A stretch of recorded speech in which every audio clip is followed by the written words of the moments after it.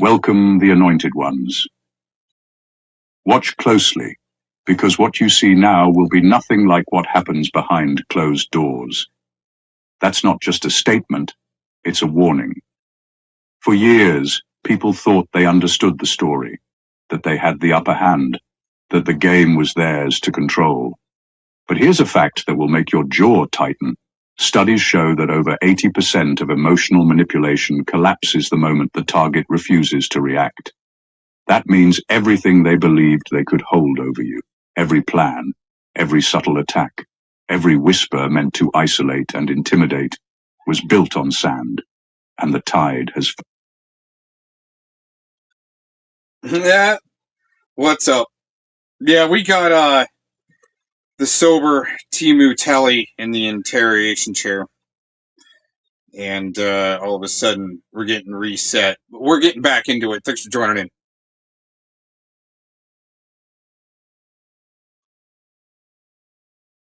And that's when panic set in. The tears, the anxiety, the behind closed doors All the meltdowns. tears. None of it is about losing you personally. It's about losing the story. Losing the narrative is terrifying for people like this because it's the foundation of their identity.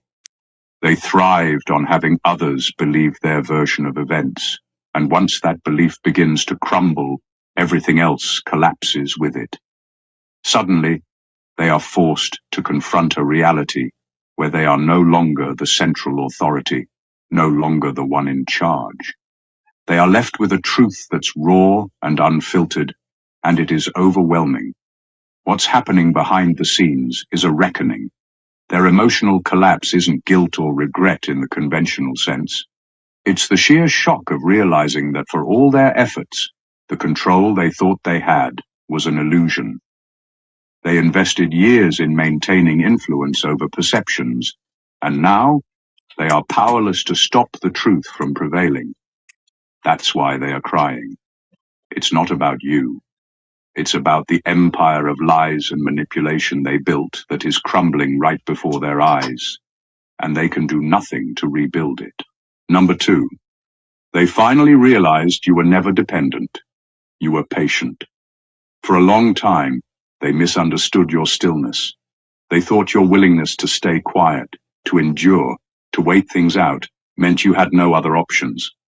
In their minds, patience looked like dependence. They assumed you needed them, that without their approval, access, or presence, you would fall apart. That assumption made them bold. It gave them the confidence to push boundaries, to disrespect you in subtle ways, and to believe you would always be there to absorb it. What they never considered was that patience is a choice, not a weakness. The truth is, you were watching, learning, and measuring everything. You were paying attention to patterns, to words that didn't match actions, to promises that kept shifting. You weren't stuck, you were steady, and that distinction changes everything. When the moment finally came, and you stepped back without drama, without begging, and without explaining yourself endlessly, it shattered the story they had told themselves. Suddenly, the power dynamic flipped. This realization hits hard because it forces them to reevaluate every interaction. They replay moments where they thought they had leverage and now see that you were never trapped. You stayed because you believed in growth, resolution, or time, not because you lacked the strength to leave. That understanding is humiliating for someone who built their confidence on the idea that they were needed. Behind closed doors, this realization creates a quiet kind of panic. They start questioning their judgments, their assumptions, and even their own value. If you weren't dependent, then their influence was never real. It was borrowed, temporary, and granted by your patience. And patience, once withdrawn, doesn't come back easily. What unsettles them most is how calmly you reclaimed your independence. There was no dramatic exit, no public announcement, no attempt to prove anything. You simply moved on. That ease exposes the truth they didn't want to face. You were always capable, always self-contained, always free. They just mistook your kindness and endurance for reliance. Now they're left sitting with that mistake, realizing too late that they didn't lose someone who needed them. They lost someone who chose them, and choosing to walk away is far more powerful than being forced to stay. Number 3. The validation they expected from your downfall never arrived. They counted on it for years. Every insult, every scheme, every quiet manipulation was designed to provoke a reaction. Not just any reaction, but a reaction that would confirm their power over you.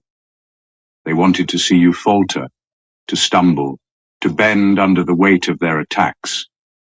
In their minds, your failure was supposed to be a trophy, proof that their efforts mattered and that their influence was absolute. They were convinced that when the moment came, they would finally feel justified, triumphant, and untouchable.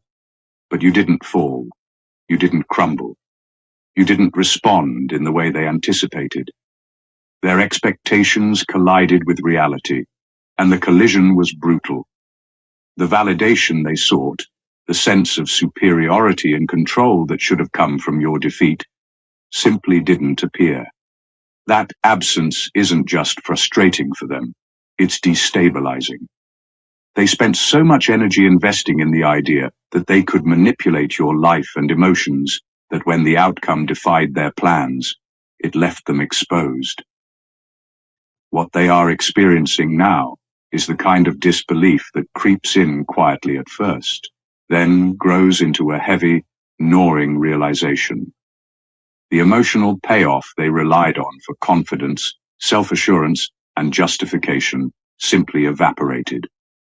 They built their strategies around the assumption that your life would reflect their narratives, that your mistakes would confirm their predictions, and that your failures would make them feel seen. None of it happened. And seeing their carefully laid plans collapse without their control triggers a deep, private frustration. This is why they cry behind closed doors, not because you did anything dramatic, not because you sought revenge, but because their imagined reward, the emotional high of your suffering, is gone forever.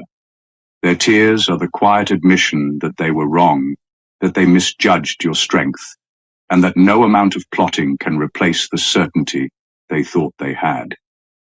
Your resilience became a mirror, showing them how their entire approach was flawed, and how their pursuit of control was meaningless. The absence of your downfall hits harder than any confrontation because it reveals the truth. They never had the power they assumed, and now nothing can give it back. Number 4. Your survival exposed how unnecessary their cruelty really was. For so long, they justified their actions with stories they told themselves. Every insult, every attempt to belittle, every manipulation had a reason in their mind. They convinced themselves that you provoked it, that you deserved it, or that you wouldn't survive without them being harsh. That was their shield, a narrative that allowed them to feel powerful while ignoring the truth. Their cruelty was never necessary. Your survival stripped that narrative bare. You endured without losing your center, without retaliating in the ways they expected, without giving them the satisfaction of proving them right. That endurance is more than strength. It is proof that their attacks were not a response to reality, but a reflection of their own need to dominate, to control, to feel superior. Watching someone navigate the chaos they created and remain whole forces them to confront something most people never want to face. The harm they caused wasn't justified, and that realization is agonizing. It undermines the foundation of every decision they made against you. When cruelty has purpose, it can be rationalized. When it is revealed as unnecessary, it becomes shameful, embarrassing, and frightening. Suddenly, all the hours spent plotting, manipulating, or whispering behind your back feel wasted. They thought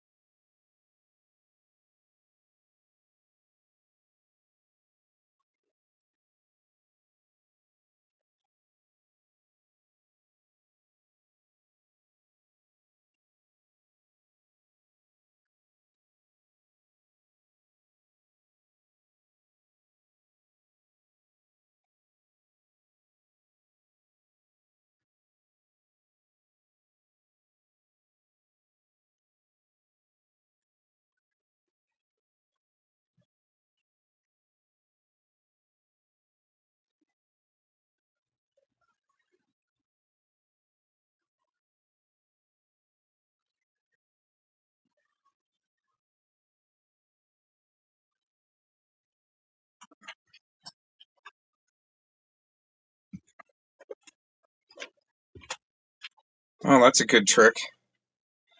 Yeah, censorship and messing with your communications is really all I got. But Defied their plans. It left them exposed.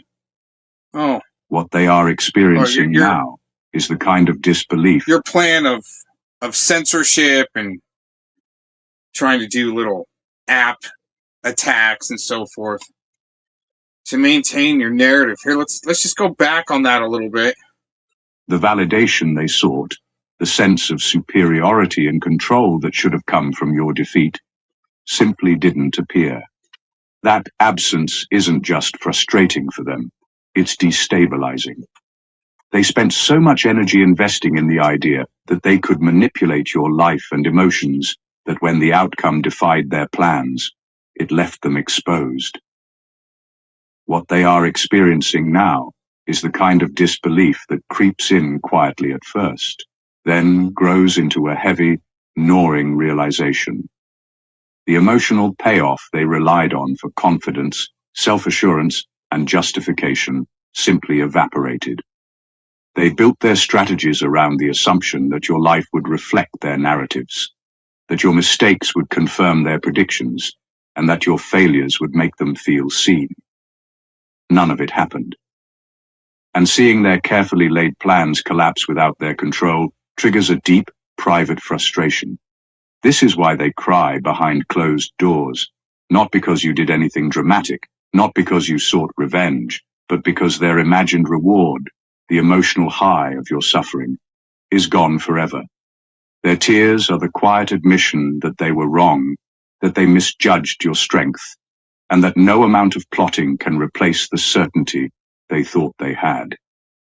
Your resilience became a mirror, showing them how their entire approach was flawed, and how their pursuit of control was meaningless. The absence of your downfall hits harder than any confrontation, because it reveals the truth.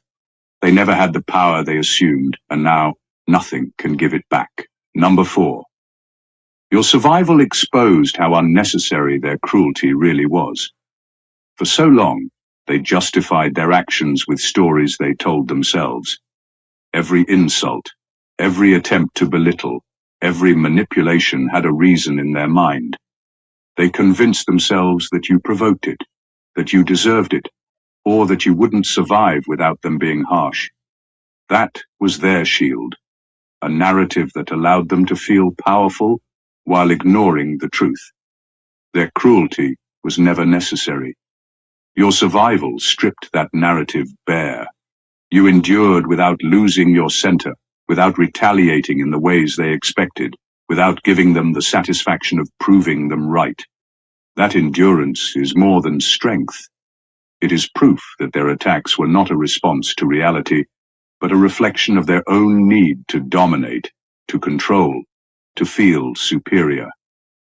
Watching someone navigate the chaos they created and remain whole forces them to confront something most people never want to face. The harm they caused wasn't justified, and that realization is agonizing. It undermines the foundation of every decision they made against you. When cruelty has purpose, it can be rationalized. When it is revealed as unnecessary, it becomes shameful, embarrassing, and frightening. Suddenly, all the hours spent plotting, manipulating, or whispering behind your back feel wasted. They thought their actions had weight, that they were shaping outcomes, but the truth is stark. The outcomes happened regardless, and you came out intact. The tears behind closed doors are not for your pain, they're for the loss of their story. The story where you were weak, where they were justified, where their cruelty had meaning. They are grieving the realization that you didn't need to be broken to prove your worth. Your survival is a mirror reflecting their unnecessary aggression and the futility of their control. That mirror is brutal because it doesn't lie. It doesn't offer excuses. It simply shows that all the time, energy, and effort spent trying to bend you was wasted on someone who was never theirs to break. And that truth, once seen, is nearly impossible to unsee. Number 5. They are mourning an imaginary version of you that never existed. For years, they built a story in their minds about who you were and how you would respond to them. In that story, you were fragile, dependent, and easily manipulated. Every flaw they imagined, every weakness they assumed, became part of the version of you they could control. They treated this imagined version as if it were real, measuring their own power and success against it, feeling superior because they believed it fit perfectly into the mold they created. That mental image allowed them to justify behavior, to push boundaries, and to treat you however they pleased, all while convincing themselves it was deserved or necessary. Then reality stepped in. The real you, the person they never took the time to understand, refused to fit into the narrative they had constructed. You were stronger, steadier, and more self-aware than they imagined. Every attempt to provoke a reaction, to corner you, to make you falter, failed because you refused to play the role they had scripted. Their carefully built story, the one where they could predict every move and measure every response, collapsed entirely.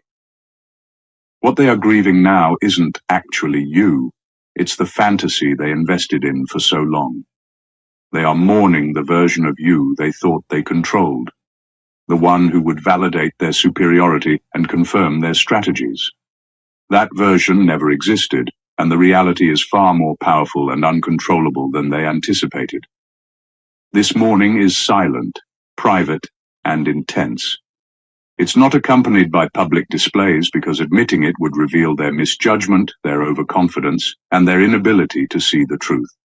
They cry because they invested time, effort, and emotion into an illusion, only to realize that the real you operates entirely on your own terms.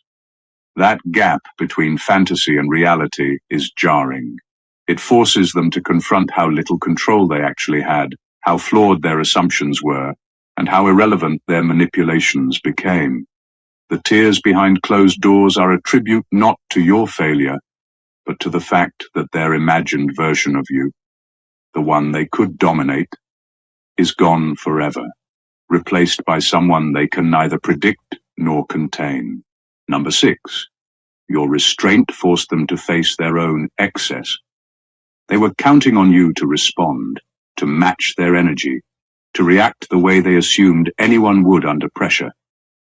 Every insult, every manipulation, every attempt to provoke was designed to elicit a response, a reaction that would justify their behavior and make them feel powerful. They built a world where conflict meant control and chaos meant they were winning. They assumed that your silence, your patience, or your calmness was weakness, a lack of backbone that they could exploit. But you didn't respond the way they expected. You didn't retaliate, escalate, or bend to their will. You maintained your composure, not out of fear, but out of strategy and self-awareness. Your restraint removed the very tool they relied on to validate their behavior.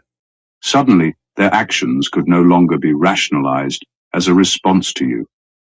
Every cruel word, every subtle attack, every manipulation was laid bare for what it really was: excess. Facing excess is unbearable for people like them. It forces a level of self-awareness they have spent years avoiding. They are confronted with the truth that their behavior was not only unnecessary, but extreme. They are forced to see themselves not as clever or justified, but as overreaching, controlling, and unbalanced. Without your reaction to deflect, excuse, or absorb their behavior, they are left with nothing to hide behind. That's when the tears begin, not because you hurt them, not because of anything you did directly, but because they are forced to confront themselves honestly for the first time in a long time. Your restraint became a mirror reflecting their excess, and mirrors are unforgiving. Every manipulation, every overstep, every attempt to dominate was suddenly visible, undeniable, and shameful. The power they thought they wielded so effortlessly evaporated, leaving only the stark reality of their own behavior. You didn't attack, you didn't expose, you simply stood steady, and that steadiness forced them to face themselves. That is why they cry behind closed doors.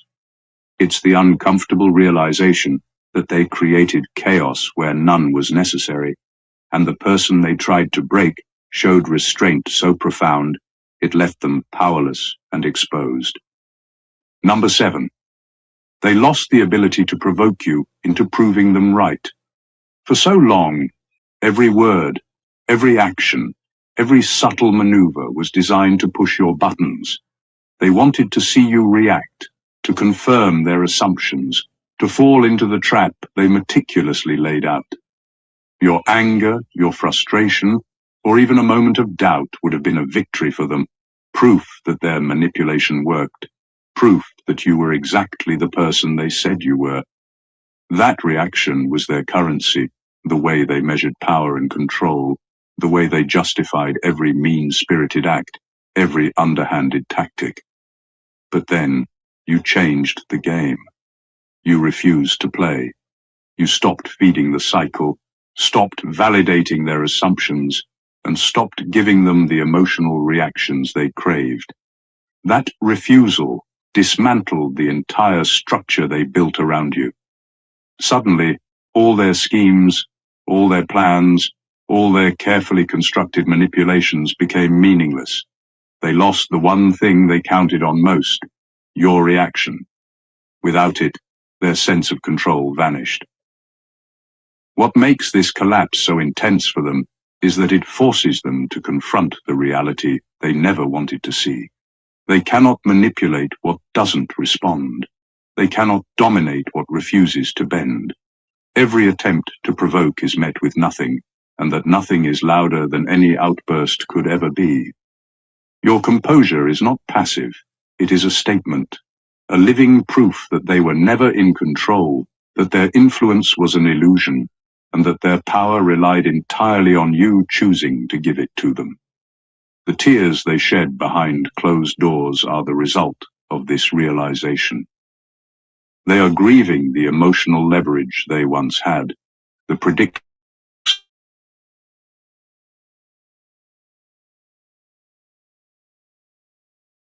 Losing the ability to provoke you is devastating because it removes the core of their strategy and exposes their impotence.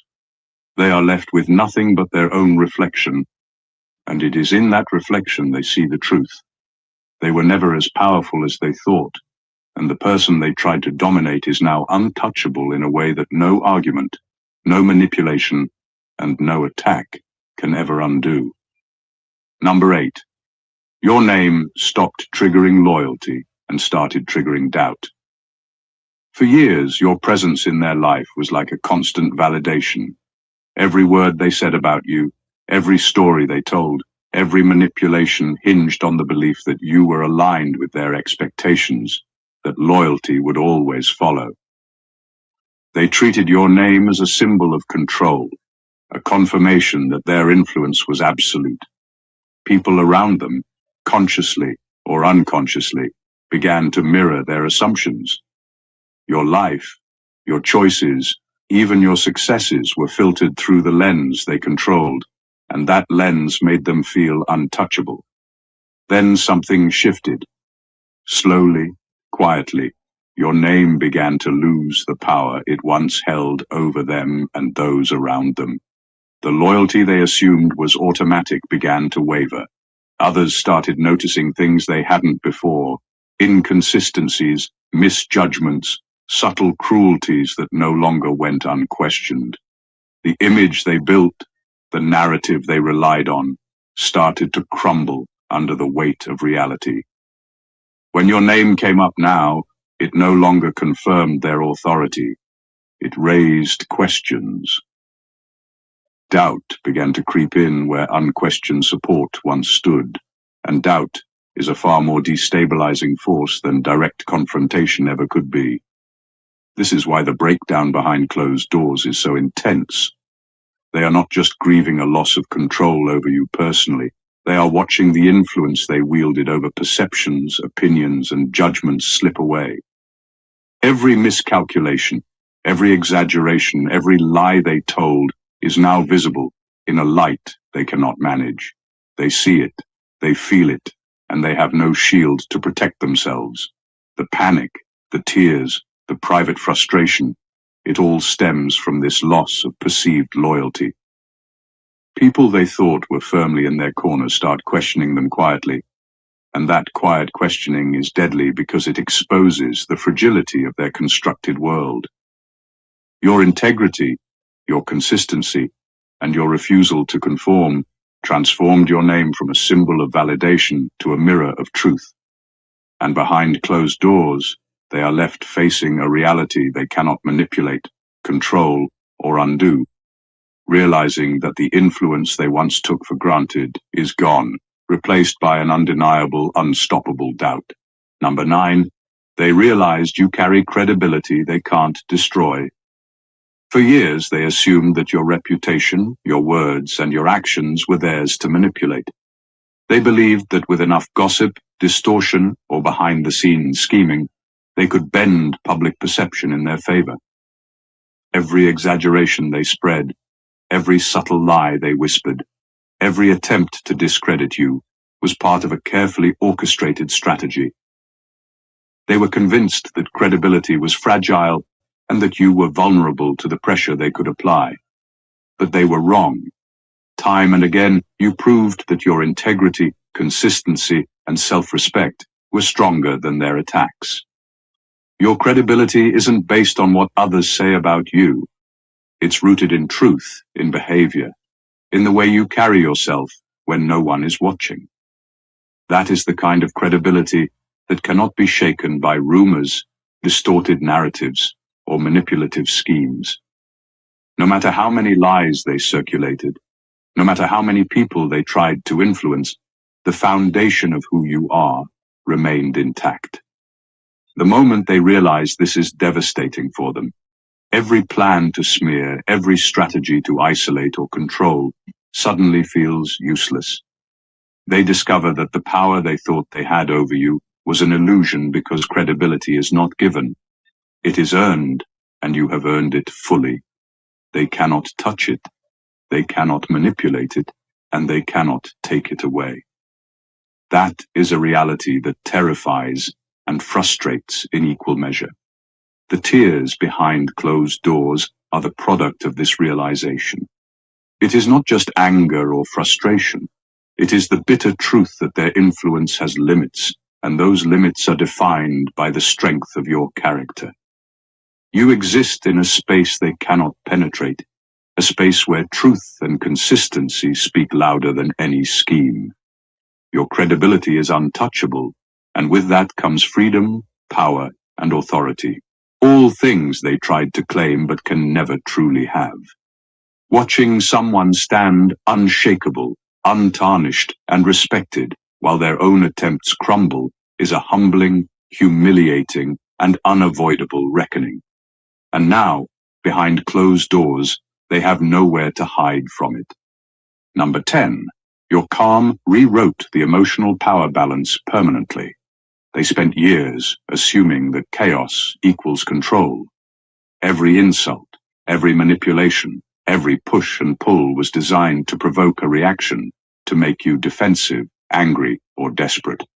They thrived on the turbulence they created because it allowed them to feel powerful, to measure their influence, and to justify their behavior. They thought that by stirring the storm, they were steering the ship, and that your responses were the proof of their authority. But then you did something unexpected. You stayed calm. Your calmness was not passive. It was deliberate, consistent, and unshakable. You didn't need to explain yourself, prove yourself, or fight back to assert your position. Your steady composure in the face of constant provocation dismantled the foundation they relied on for control. Every attempt to destabilize you failed, not because they weren't clever or persistent, but because you refused to play by their rules. That refusal is what rewrote the emotional power balance permanently. They suddenly realized that their leverage was gone. The tactics that once guaranteed a reaction now fell flat. Words that used to sting no longer carried weight. Threats, manipulations, and insinuations lost their impact because you didn't allow them to trigger fear, anger, or desperation. That realization is crushing because they built their identity around being in control, around the belief that your responses proved their superiority. When the reactions stop, the entire illusion collapses. Behind closed doors, their frustration, disbelief, and panic become raw and overwhelming. The power they thought they had, the control they assumed was permanent, was exposed as fragile and dependent on your participation. You didn't need to fight, you didn't need to shout, and you didn't need to retaliate. Your calm was enough. That calm redefined the dynamic forever, proving that true power doesn't come from chaos, manipulation, or intimidation. It comes from steadiness, self-mastery, and refusing to be controlled. And now, every time they reflect on their attempts to dominate, they are faced with the painful truth that the person they tried to overpower has rewritten the rules, leaving them powerless, exposed, and defeated behind closed doors. Number 11. They are grieving the access they'll never regain. For years, they believed they owned a piece of your energy, your attention, your presence. Every interaction, every conversation, every subtle manipulation was a way to secure access, not to your life entirely, but to the parts of you they wanted to control, influence, or feed off. They treated that access like a right, assuming it would always be there, assuming your patience or kindness would keep the door open indefinitely. They relied on it to feel powerful, relevant, and necessary. Then something shifted. You stopped granting what they assumed was theirs.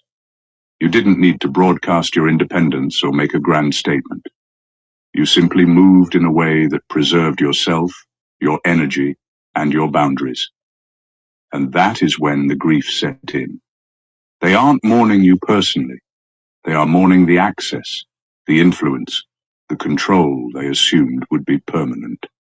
That loss is destabilizing because everything they relied on, the subtle power, the predictable reactions, the ability to shape perception, evaporated. This grief is intense because access is more than proximity. It's influence over thought, emotion, and perception.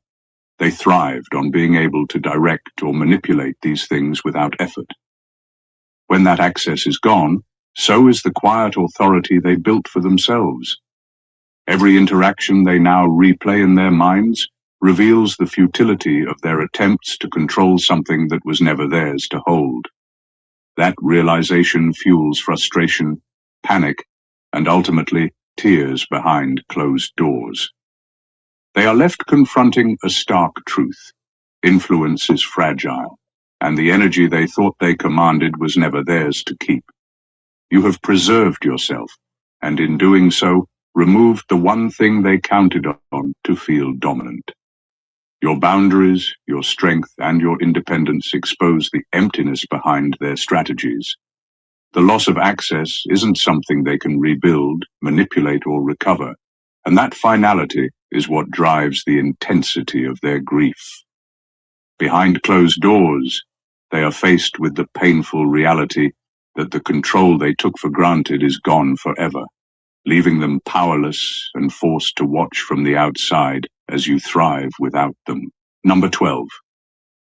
They can't undo what they revealed about themselves. Every word, every action, every subtle attempt to manipulate or control revealed more than they intended. Behind their masks of confidence and authority, cracks were forming. Cracks that exposed their insecurity, their need for dominance, and the real motives behind their behavior. For years, they believed they could manage perception, control the narrative, and hide their flaws. They assumed that no one would ever truly see who they were beneath the surface. But in trying to influence you, to manipulate the situation, to bend circumstances to their will, They revealed truths about themselves that can never be taken back. This revelation is devastating for them because it strips away the illusions they carefully built around their identity, the confidence they projected, the sense of power they wielded. It all depended on secrecy, on the idea that no one could peek behind the curtain. When you survived, thrived, and maintained your integrity despite their efforts, it forced a private reckoning. They are now confronted with the reality that their actions, their words, and their strategies have permanently exposed aspects of themselves they hoped would remain hidden. That exposure cannot be erased, retracted, or spun. It is permanent, and it is undeniable.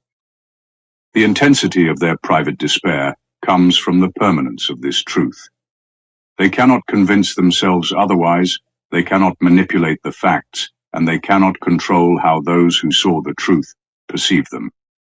Every attempt to rewrite history, to justify their behavior, or to regain a sense of superiority feels futile because the reality is already out there, clear, visible, and undeniable.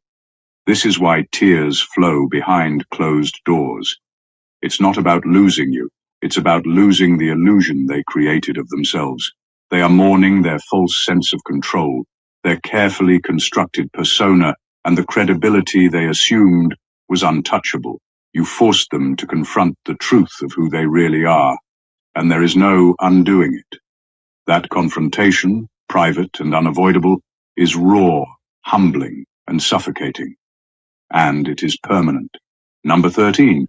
Your integrity outlasted their strategy. They spent years plotting, scheming, and testing boundaries, believing that every subtle manipulation, every whisper behind your back, and every attempt to destabilize you would eventually yield results.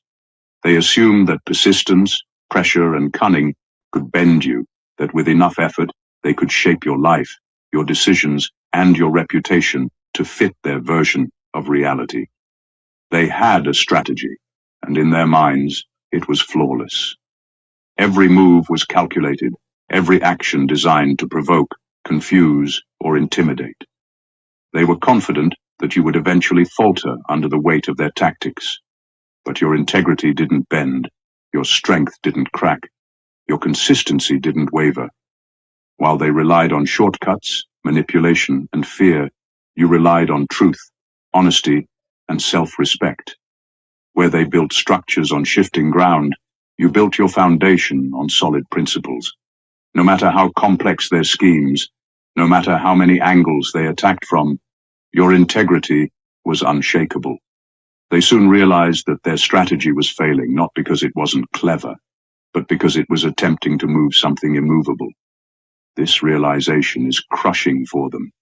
Their plans, which were supposed to guarantee outcomes, began to unravel. Every attempt to discredit, provoke, or destabilize was met with calm, measured responses that highlighted the gap between their intentions and reality.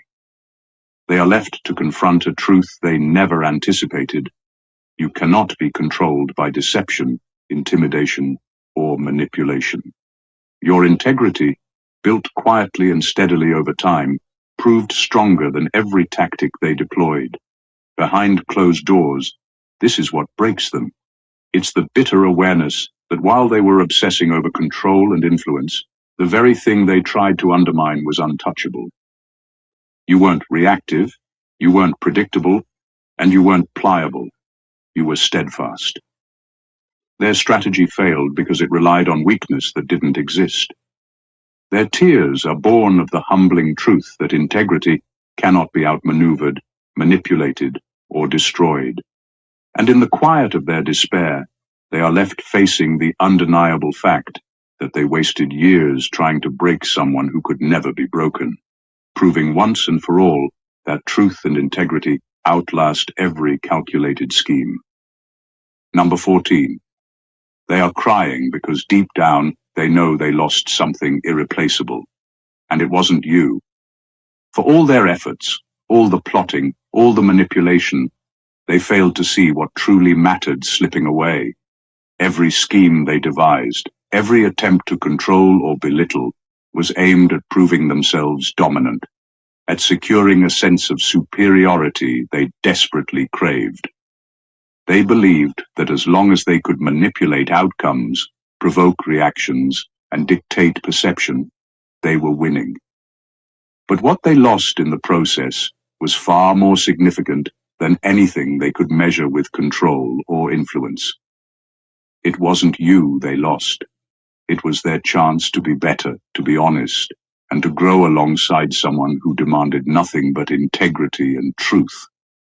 That loss cuts deeper than any external defeat because it is internal. Behind closed doors, they are forced to confront a truth they cannot deny. In trying to dominate, manipulate, and bend the world to their will, they sacrificed opportunities that can never be recovered.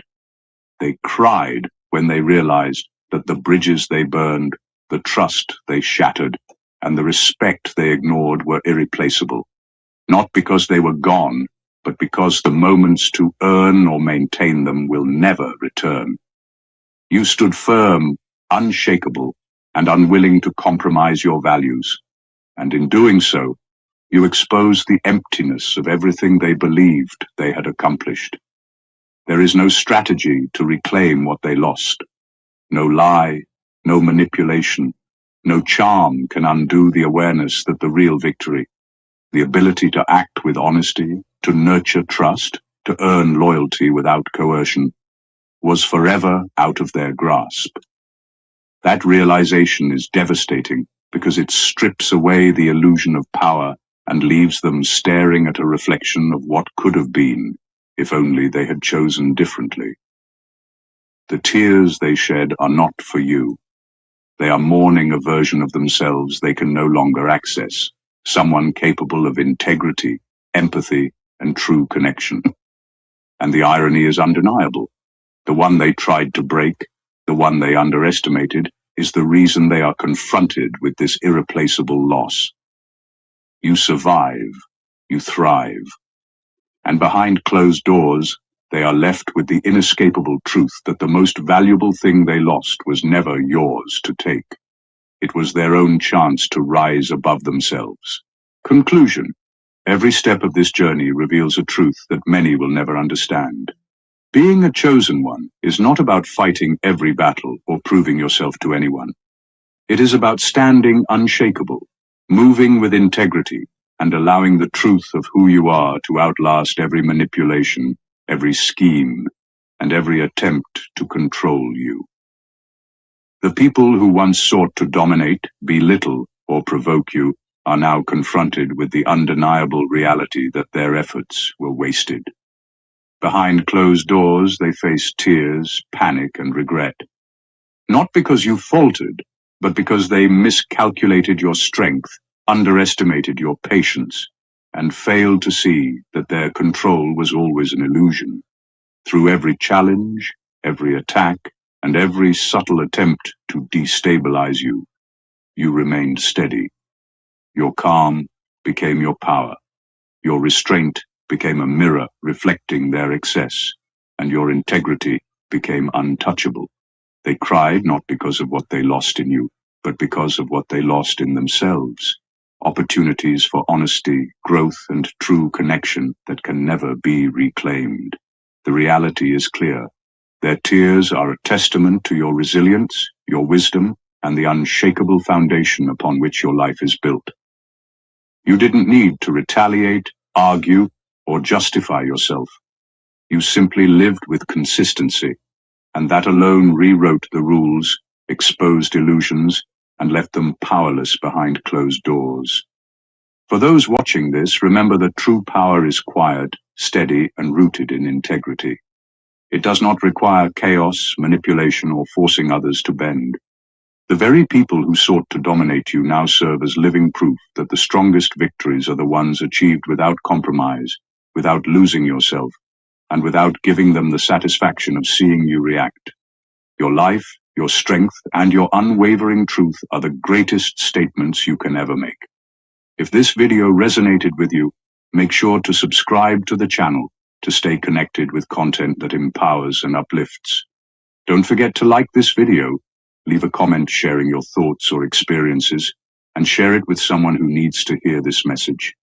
Your support helps keep these truths alive and spreads the message that resilience, patience, and integrity always win. Stay strong, stay grounded, and keep moving forward. The world is watching, whether they realize it or not. God bless you.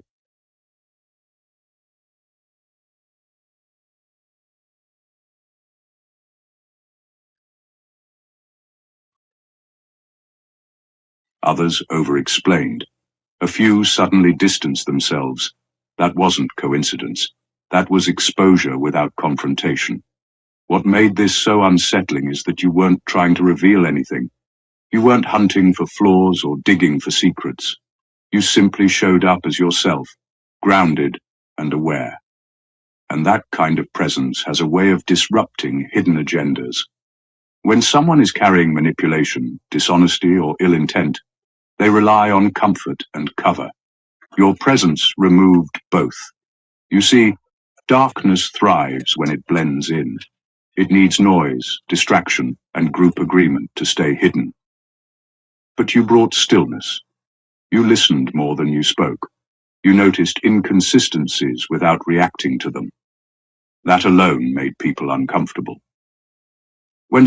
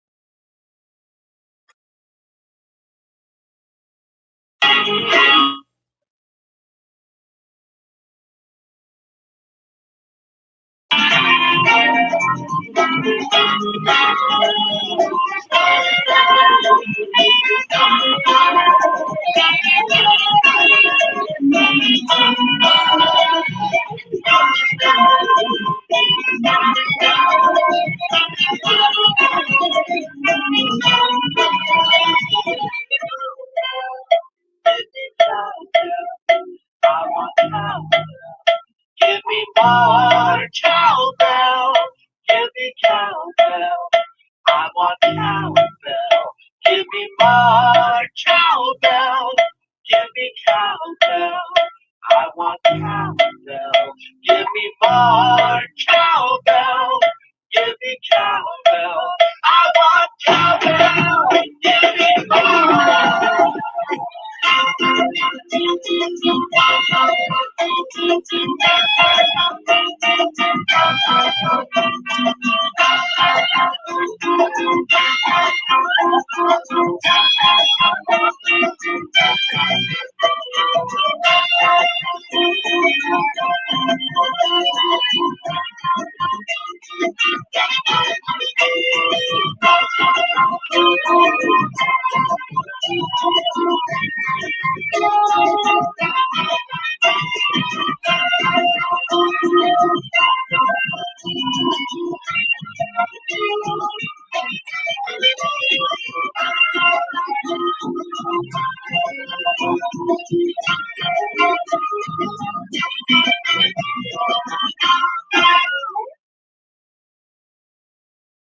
Well, still a few there. I like the people that can hang through the music. It shows. It's kind of an integrity test, you know. People come in, get the link because they can't stand the music for some reason. What is it? Is it not enough of a gay parade for you? That's what we're going to be going into a little bit today. Interesting enough with that song Cowbell. If you know the reference to that from the gold-plated diapers video, I think Will Ferrell is in that. A few others. Anyways, the more cowbell. Yeah, I think FCC and Vic should take the cowbell plunge. If you know what that means, it means they should go off themselves, in my opinion. Now, there's a big difference between in legalese, let's say, having your opinion and telling somebody they should go off themselves, and then suicide LARPing, like Vic, Rodney Bowman had to do. And the way Eric Shilkerson had to do a suicide LARP for Mark Connors. Oh, you tune back in just right time. Past the music, right? Get the juicy good stuff that Cox is going to talk about today. Forego any of the good music, right? Uh-huh. By the way, that was the March 4th marching band, the first two songs that I played. You can look them up. They're a pretty cool band out of Portland, Oregon. I actually got to work with them one time. That's not a gay parade. That's just music, just saying. That's what FCC and Vic had last night. Their own little gay parade. Grooming their audience, like CP Ed Stairs used to do. They like to groom their audience. And then book burn and ban. Well, he isn't book burned yet. Mr. FCC. Another one hiding like Brandon in the background for some reason. That's what it seems like when you got somebody that likes to hide like that and then have a gay parade on their stream with Vic, the map, minor attracted person. Here, maybe we can go over here. Where is our text? Right there. A little ticker there. That's no shit. You want to fantasize about animals being in with your sexual fantasies there, Rodney Bowman. He wanted to catch one. It's always about while he was visiting, was wanting to catch one of those javelina for some reason. He was really obsessed about it, but it wasn't to eat it either. Well, I mean, where I come from in native land and territory, you don't take what you don't eat. You want to take it, eat it.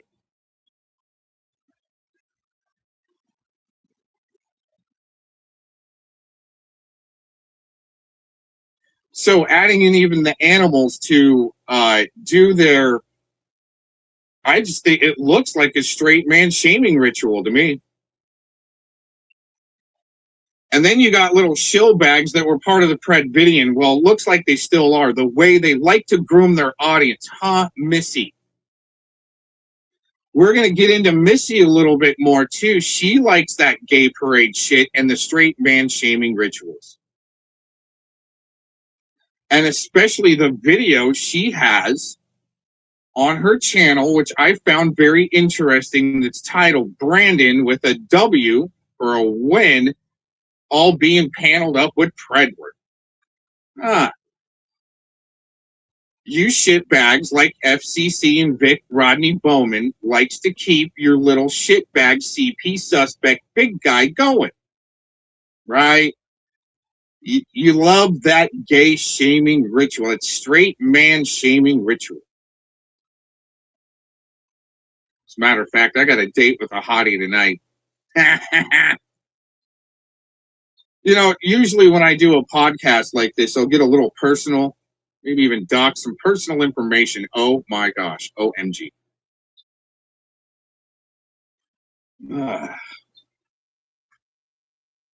Let's just say with my birth sign, I'm kind of a hard guy to get along with because I'm not soft anywhere.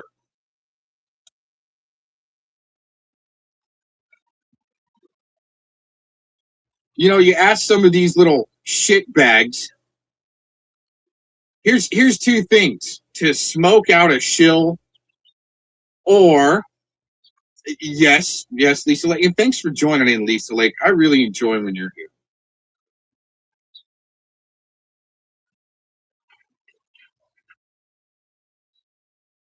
Let's get that nasty ticker off of our screen now.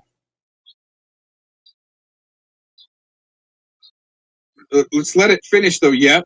Animals, putting animals in with your sexual fantasy, gay, straight man shaming LARP to what? Try to get somebody to maybe shut up.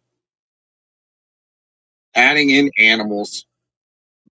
No wonder there's so much after the sheep, huh, Rodney? You like them sheep, don't you? In Utah, they got this thing for sheep in the backwoods. And they had this joke where, for some reason, when you came across a cowboy that liked to tuck his pants into his boots, that meant he liked to put the rear end of the sheep hooves into the boots to hold them in place. Vic. I bet Vic just loved that right there. Good idea, Cox. Same. About as toothless as freaking Denise Mad Cow.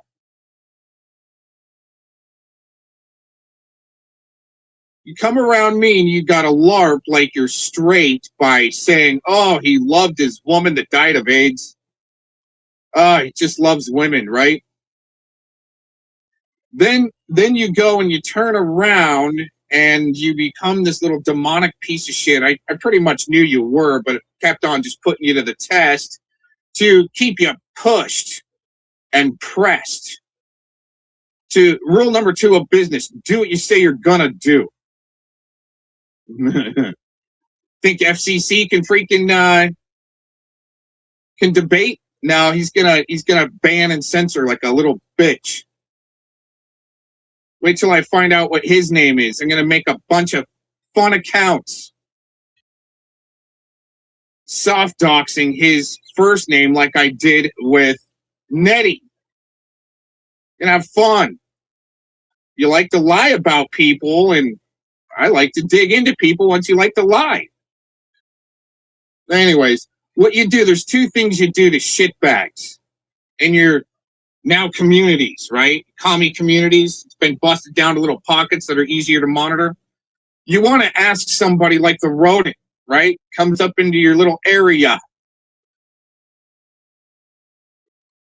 A couple quick little integrity tests that you can do. Kind of like what I did to the rodent real quick. Figure out where he was at. I asked that rodent RSO piece of shit in Fort Collins, Colorado. I asked him, oh, you're not a pedo, huh? Oh, wow. Incredible. Good story. What would you do to help catch pedos then? real quick like that. You got to lay it out and watch for their reaction. Now I'm more of an audio guy. This was over the phone. Oh yeah, tune out, right? Did that piss somebody off? You got to tune out. I just love it when the truth just strikes these little pieces of shit. And they, oh, I can't handle cuts anymore. But you can't guess what that rodent RSO piece of shit in Fort Collins did, and his response to, what would you do to help catch pedos? There's a lot of them out there. What do you think his response is? It was nothing. If I could get his facial bio on that, work up, have a camera in his face when he did that, I would have loved to seen the look on his face. Oh shit. I can't answer that. Yeah, you're a freaking ped, pedo, registered, RSO, lifetime.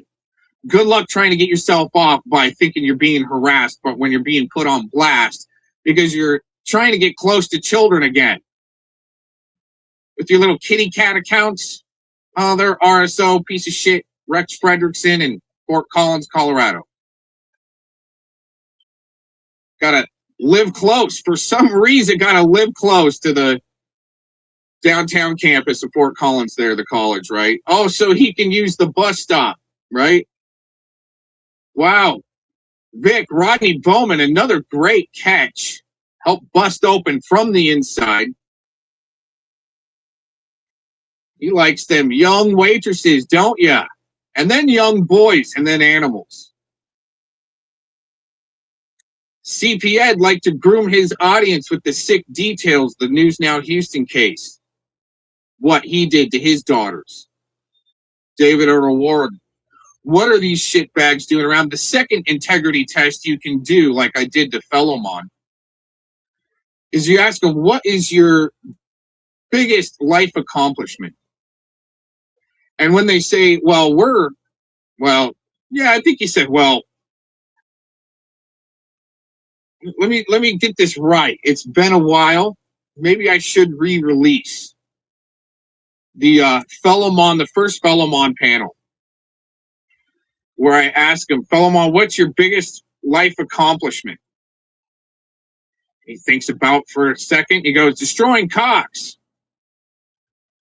Okay, you're part of the gay parade. You love that gay parade with FCC and Vic and tacos, right? Tacos even around in her sock accounts. Oh, I'm gonna believe Vic no matter what. Well, interesting enough, get your recorders ready for this one. Let's go to this right here. Only Tacos likes to come up with this type of story for others to spew so she can be a yes person in her sock account from the chat. I mean, Dick, in your mind, Gomez made you so mad that you decided you were going to go out in front of everyone and lie, and make up a whole gay fantasy about it? I didn't make a lie. I mean, nobody. I didn't make a lie. I think minor attracted person Rodney Bowman. Yeah, of course she does, Lisa, which is interesting that coming up here in this clip, the way he has to spew the same shit she does about this antenna attack. I know who the shitbags are in each little area and commie pocket. And the way they have to spew a narrative from which Discord they visit to which information or different narrative they're getting to try to blast Mr. Cox. That's why I did what I did long time ago, all the time. Even back in 2017, 2016, I've been very purposeful in every move that I make on the internet, including to smoke out shitbags like Anton Westenberg that's got to report me, lie to the police, apparently, right? Like a poor dirt farmer move. Wow, same move there. For, he said, pointing a AK-47 at the camera and threatening him and his family. Well, in fact, there was no pointing any weapon at a camera. It was an airsoft gun where I showed a little part, an identifiable part of a replica of an AK-47 to see if that little piece of shit, what he would do. And it's easy to smoke out little shitbags that seem like they're contracted to not lie about people, right? Let me see if I can go back through this. Well, let's just listen to this. Happen. I mean, you know, he hurt you, huh? Did I hurt you, you know, Vicky? I know personal things like, you know, he got in a fight with a fucking radio tower and it zapped his nuts, okay? And it made him stir tacos. Just, oh, wait a minute. And he can't even get it up. It fucked his nerves up. You know, that's kind of the same thing these witches like to do, is spell cast that my dick won't work. That's what Tacos likes to spread around. She one time says she did a spell on me that my dick wouldn't work. It'd break. Didn't work there, shillbag, snitch, narc, piece of shit, Colleen Kokar. Another. I wonder if she's into animals like Vic. I wonder if she's a minor attracted person like Vic, since they like to panel up and talk in the background together. Let's listen to this in full a couple times. Okay. It fucked his nerves up. I don't think you guys had sex. I think you guys. I know the doctor. I know the doctor he goes to. That doctor's very well prepared for Vic the Map. She's actually a black belt and probably jack his ass up if I wouldn't get to him first. I would know as soon as he crosses the state line. Just saying. And I'll see him either off the bus and give him a bitch slap and probably beat him up. Well, no, maybe the stop before, maybe in Albuquerque or Phoenix there. Vic. I would bitch slap you like the limp rich little bitch suicide LARPer map that you are. Because I'm not soft in any way, shape, or form. That might be a reason why I have kind of a hard time staying around with women, because all of a sudden, I'm just too hard. Just saying. But anyways, I got a date with a hottie tonight. Woman, by the way, for any of you little suicide LARPers and gay straight man shaming ritualistic pieces of shit.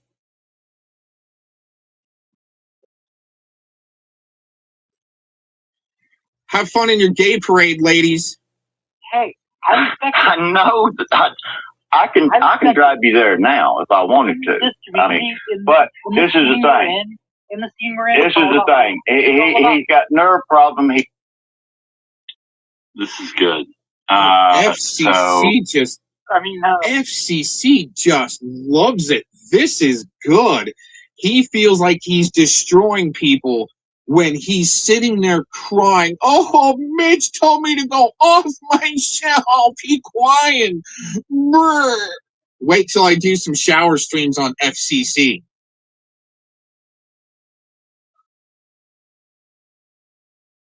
This little piece of shit is paneled up with Vic, lying, even lying about, guess who?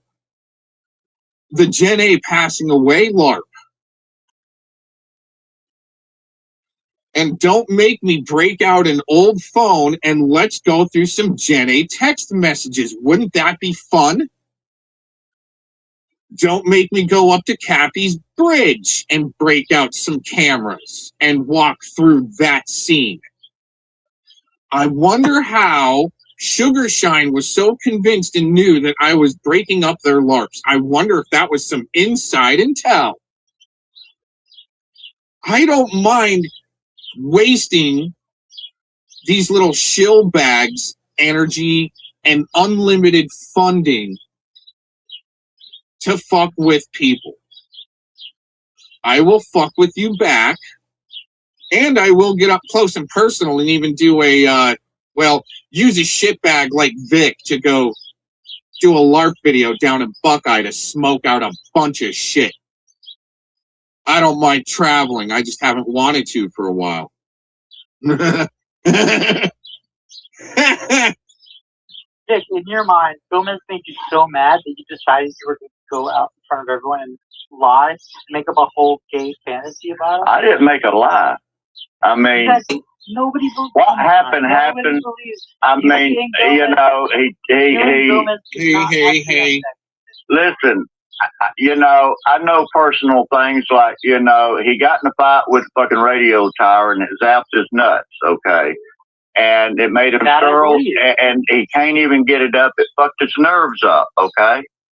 I like stopping on that point because Vic's the one that probably can't get it up and projecting and trying to, once again, groom the audience like CP Edward L. Stairs used to. With that News Now Houston case that he read out in full. Detail by detail, I don't even want to repeat what that sicko, David Earl Warden, did to his daughters. And it was fucked up. And you guys know that I'll go into some detail. I'm not going to go into that detail I already have. But this sick shit to have to lie with their gay parade and straight man ritual shaming.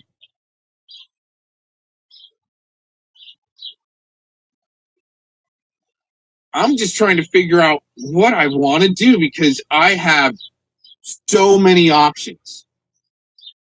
Because all I have to do is tell the truth with some comedy to it. They have to lie, try to destroy people, and have that Brandon weirdo up in their crew, interesting enough. Have Brandon around and Missy giving him W's in videos when he's paneled up with Treadworth. Isn't that just amazing? It fucked his nerves up. I don't think you guys had sex. I think you guys. I know the doctor. I know the doctor he goes to. Hey, I respect. I know that. I can. Through contractual work. Through work. Why are you wanting to harass a doctor that you worked for? That'd be the dumbest fucking thing you can do. And he can take people there. Right here. I can drive you there now if I wanted to. He can drive people to that doctor's office right now. Shit, dude. That small woman of a doctor can jack all you motherfuckers up. Bring a carload. Bring constipation. She'll have you on the ground real quick and crying. Right? That's a warning, by the way. You might want to just not talk about shit like that. Especially when you're a known minor attracted person and there is a young daughter there. Is that why you want to go back there, Vic?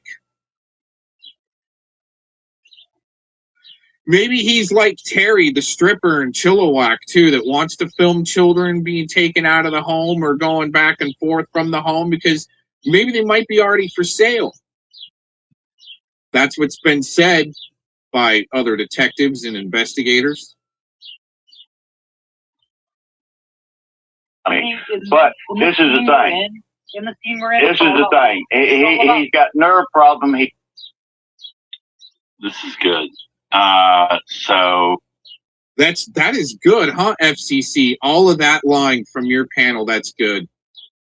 But then he's challenging people to come up and have a debate with him where I went up there and got one sentence out. Hey, you're platforming a map, kid. Actually, I think I got out, hey, FCC, you're platforming Rodney Bowman, the minor attracted person, kicked.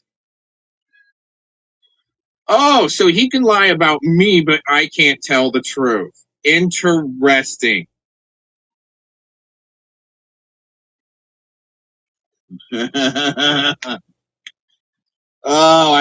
I just love, you know what?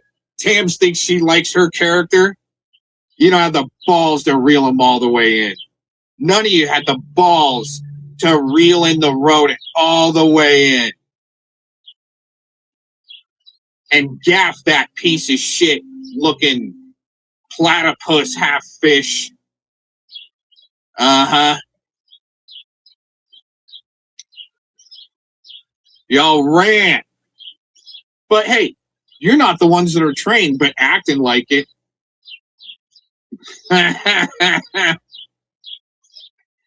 Oh, this is some good stuff. Oh, this is just some good stuff. My comedy show depends on idiot shill bags like Colleen Kokar, tacos, Colts, and cats. One of my first catches, by the way, with just putting out the bait. It's the sympathy LARP. If you didn't know. Same thing with Kathleen Riley in Pahrump, Nevada. The last one to see, what was her name again? Another veteran alive that sucked her in. Not so crazy lady. Also the one that backed slow vids, cry vids, COVIDs, that had RSO Dave Tottashini making a video for her, maybe more. Besides one for Betty, on Betty Washer. Wow, all these fucking weirdos like Fellowmon in the background backing up the main supporter of RSO piece of shit rodent in Fort Collins. Well, and that's why I think that if they're state actors, Lisa, they found the right idiots to put them up in there, then put up an RSO or a CP Ed or a piece of shit rodent up in the middle to all of a sudden, or a Brandon, to out themselves. To keep on dividing down, to conquer, to get people put in smaller pockets, these commie pockets. Well, I got what you're saying. That are more easily manageable. Incredible. In a mute for a second.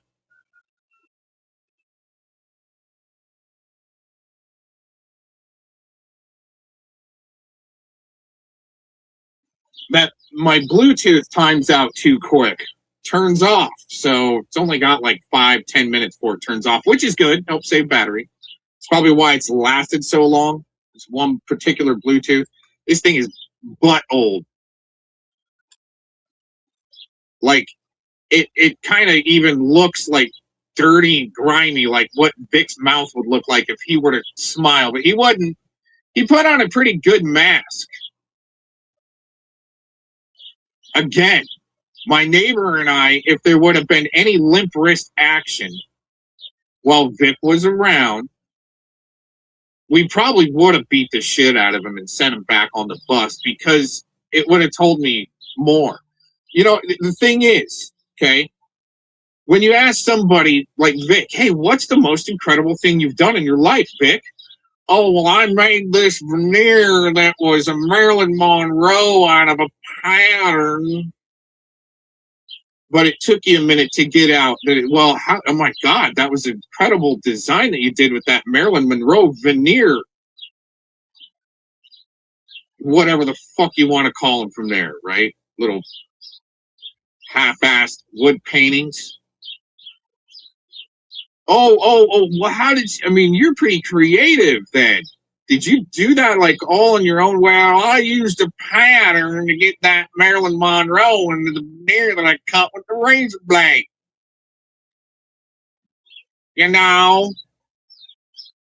Oh, you might be another one that doesn't have a lot of creativity. You got to use patterns. The guy probably wouldn't be able to pick up a chainsaw and carve an animal out of his head. But the most incredible thing I've done in my life is well, shit, see, I fucked it up. All right. Let's redo that. Take two. The most incredible thing I've done in my life is put together razor blade wood veneer and Marilyn Monroe out of a pattern, you know? And I tried to catch a javelina in Arizona once to fuck it. Oh. You had a fruitful life there, Rodney Bowman. Wow, incredible. Then he's got to threaten to sue after I bust him out as a minor attracted person. Where's that at, piece of shit? Because you would need to muzzle up. Tams, aren't you jelly? You can't drag them all the way in. You need 150-pound steel test on your reel. Steel balls of steel, not a power bottom like Vic in the closet, acting like he's in love with the chick that died of AIDS. Missing just as many teeth as Denise Madcow. Then he's got to go for the voodoo. I'm going to stick you to voodoo doll cocks, motherfucker. You know? Rage quit. He knew I was about to come on. That's why he rage quit last night. But we're going to have fun with FCC once I figure out who he is, since he likes to lie and do straight man shaming rituals with Rodney Bowman, the minor attracted person. We're going to have some fun with some Lucas Lubes, huh, Nettie? Lucas Lube accounts. Mr. TBS. I should start. You know what? I'll go ahead and play what I got lined up for you guys. And we'll have some fun with some Lucas Lube Nettie sock accounts of TBS.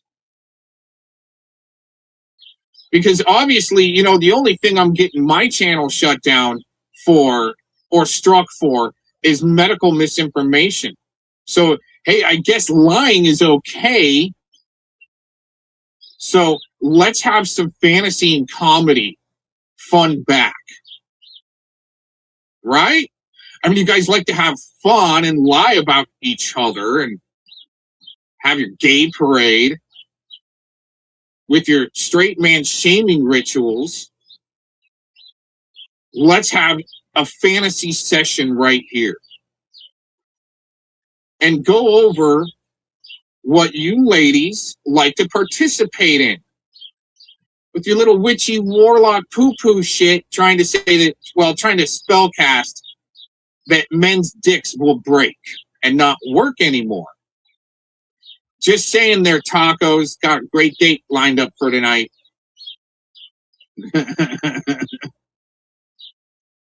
What do you got going there tonight there, Taco Dead, Oklahoma? I'm going to control the internet myself, counts. And we've got Mr. Randazza for defendant. You might want to pay attention to this case,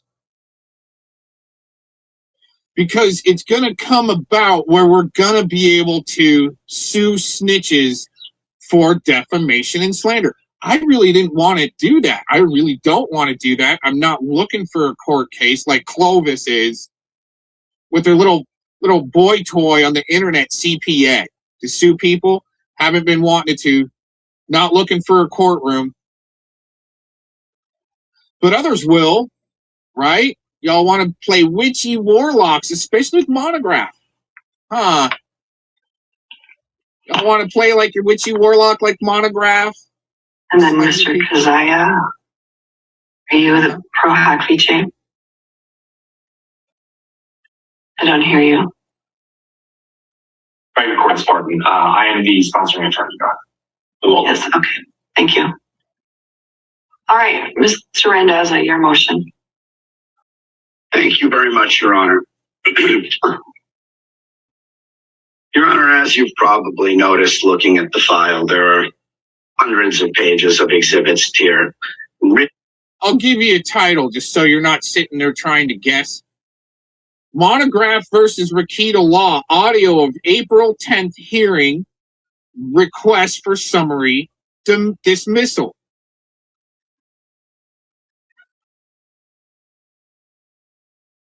It's a motion hearing, April 10th, 2023, case number 34-CV-23-12. Originally filed 01/11 of 2023 in the Candanhoney County. Jennifer Fisher presiding. Let's listen to this. We're going to listen to this for about maybe 10 minutes. Really, to boil it down and to boil down what this motion's about, I think we first have to have perhaps an opening scene where we introduce the characters. Mr. Rakita is, I suppose if you were to sum him up, a legal comedian. He spends his Saturday nights on camera discussing legal issues, always in a humorous tone, often in a tone that personally is not my cup of tea, including at least one time directly insulted my law partner. In fact, that's how I came to know him. That's a good place to stop for a second. So that's Rakita's lawyer. Okay. And Lisa, that's you're absolutely correct. Because it was the way they used Brandon as a yes person. Now, is that a name to be able to give to the ADA that some shitbags are using to help be a yes person when they lie about someone, maybe a public figure? That's, I think, worthy of a call to the ADA. That would actually start the process of an internal investigation of them, with the DOJ having to investigate themselves. It's called an internal audit. Wouldn't that be a good way to kick off a great DOJ ADA internal audit? It might be helping give coverage to attorney generals to have shitbag little crews to go around and lie about people like CPA. And to read out the sick, gross details of the News Now Houston case to groom their audience. Elon buying YouTube? Yeah, maybe they can dig up my first channel. I'll put in a well, let's just say I'll call him like I wasn't able to call Melania Trump. I was able to send her a message and it went through. I'll see if I can get a hold of Musk and see what he has to say about some of these medical misinformation strikes that have been happening. Especially that took my first channel. I mean, repeating that actually got me banned. Just repeating medical misinformation got me a strike on my first channel. It actually took it down for mirroring a legal press conference from Green Law out of I'm just going to say Hawaii. I'm trying to figure out exactly which city. I don't think it was Honolulu. Or fuck, man, why can't I say that right now? What the heck is that one city? Oh my gosh, I can't say the one city in Hawaii right now. I definitely have my blonde moments. But it's even coming out in the Dutch courts that Bill Gates is going to be going. Let's see if we get struck for this, for medical misinformation, for facts on legal releases, press releases, that Bill Gates is being brought up for charges for VAX damages, personal injury, into the Dutch world courts in the Netherlands. I wonder if Musk would be interested in that if he actually buys YT. And getting struck for talking about legal issues pertaining to personal injury from the VAX. You say JAB, I think that's what kicked it off the last time. They'll strike this later once it's done and then give me a strike, more than likely. Good thing I've got a few channels to burn through. At least we're going all over the internet backing this up, because now I can kind of talk about it without having to worry about commies reporting me to help to get the ball rolling. Even Mikey Truth 101 said, oh, what should I strike Cox with today? Should it be medical misinformation, spam, and misleading? Oh, yeah, medical misinformation works. I'll strike him, and that'll take that video down.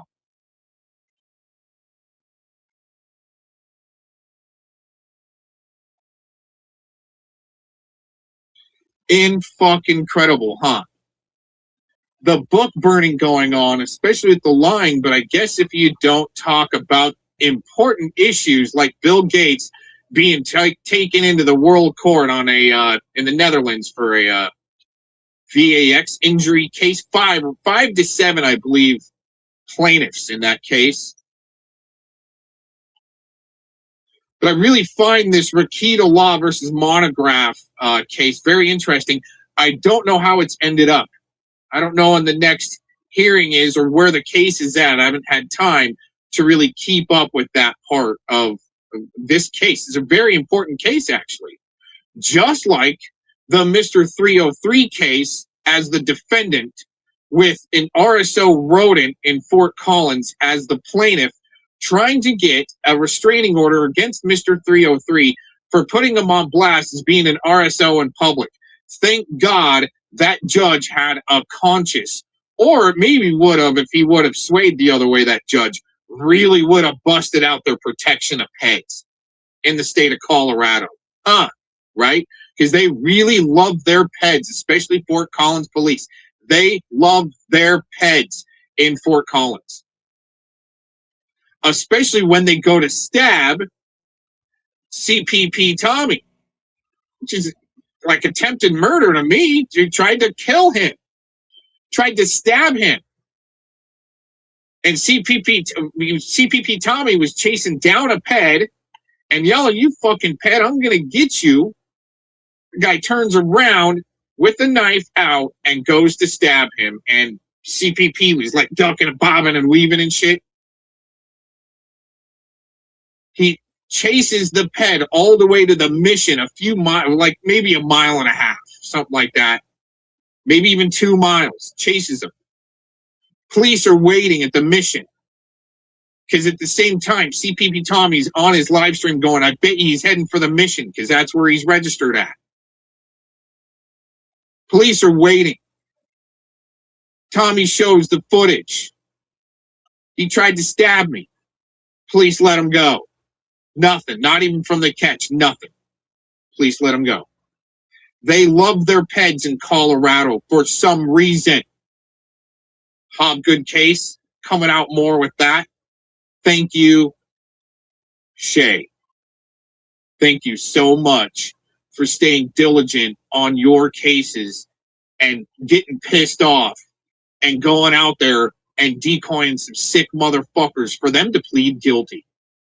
Thank you. Others that have, like cop watchers, that have put their ass on the line to go out there to smoke out the dirty cop.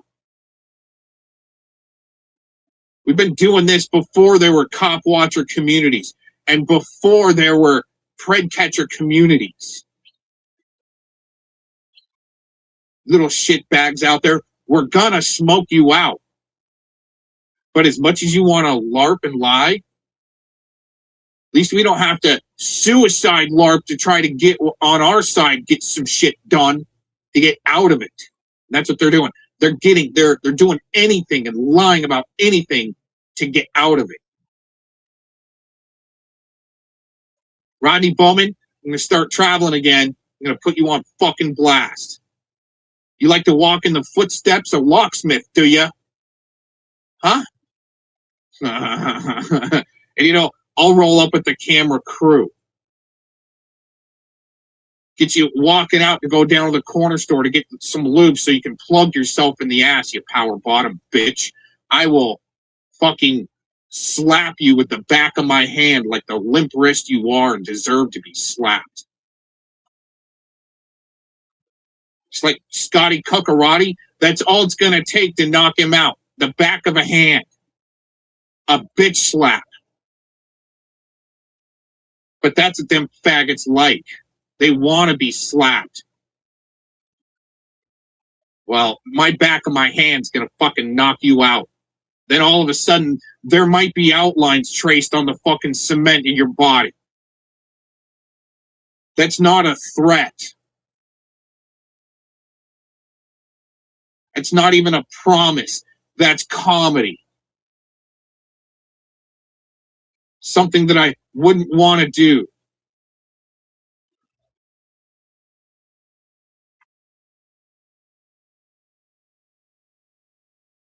You guys want a suicide LARP to try to get yourself out of shit? Because you've been caught with CP Ed, with Brandon, Clovis, huh? Clovis, you would let CP Ed watch your kids. Right? Scotty ain't going to talk about that shit. I'm a very peaceful man, and I don't want to hurt anyone. Not even really with my words. But I will tell the truth on some motherfuckers. However, this is just par for the course. It's as if she's the triumph, the insult comic dog of the legal profession.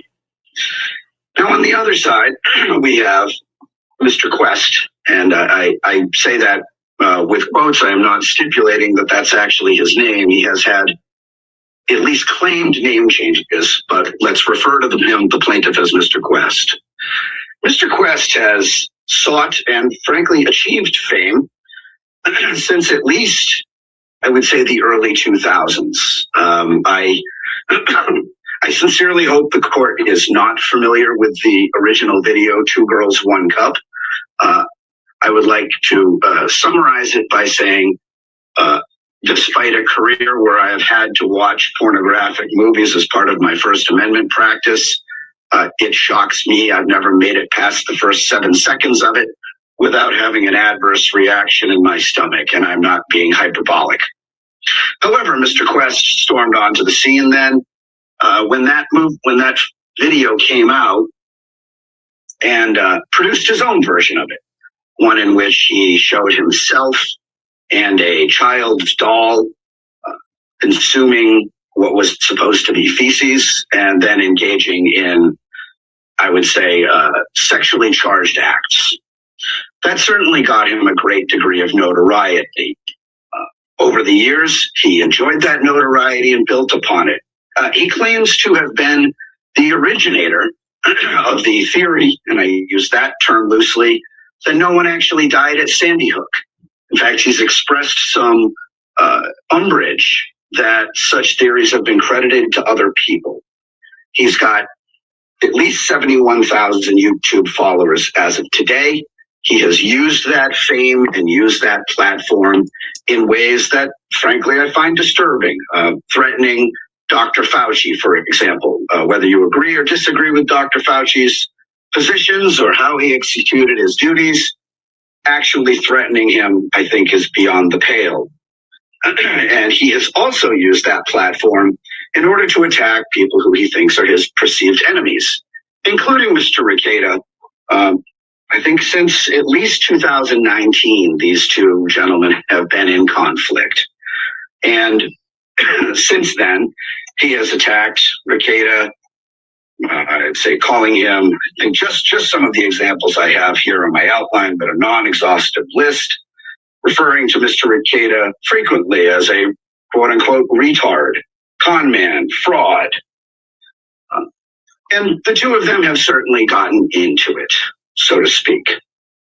But there is no doubt here, through all of these pages of exhibits that we show, going back decades, that Mr. Quest is indeed a public figure. Now, my friend, Mr. Schneider, has objected to many of these exhibits as improper, but we are not submitting these for the truth of the matters asserted. Simply that this public controversy has gone on and on and on for more than a decade. One of the other hallmarks of Mr. Quest's online presence is a strange claim that he is a member of the intelligence community, meaning CIA, FBI, and that he will dox, meaning reveal personal information about anybody who he perceives to be one of his online enemies. So having shown that he is a public figure and he has willfully courted that public figure status, we then have to set up two rules of law that we should examine. One being just whether he can seek liability, he can seek, let me restart there. What standard by which he must prove a defamation claim? Since he's a public figure, he's going to have to show by clear and convincing evidence that indeed Mr. Rekieta stated these things about him, knowing that they were false or with a reckless disregard for the truth. Now, something is not false if it is an opinion, or frankly, if it is a joke, especially if it is labeled as such. Now, I can forgive, again, my friend Mr. Schneider for perhaps not watching the entire video of Mr. Vic trying to peddle that he's had sexual relations with people that aren't true and trying to peddle it as truth.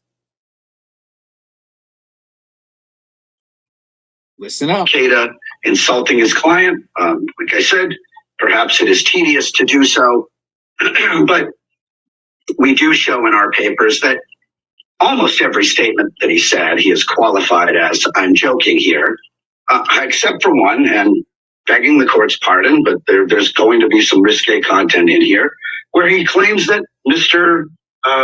Quest, quote unquote, fucked a watermelon, end quote.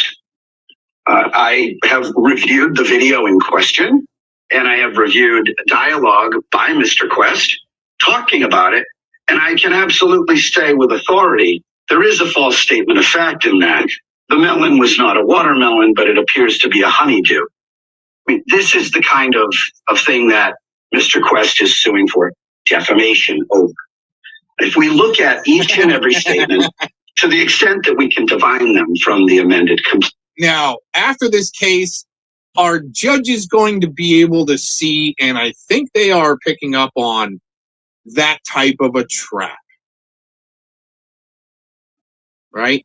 Get your own little shitbags out there saying that you had relations either with a javelina or a watermelon, when in fact it was a honeydew, right?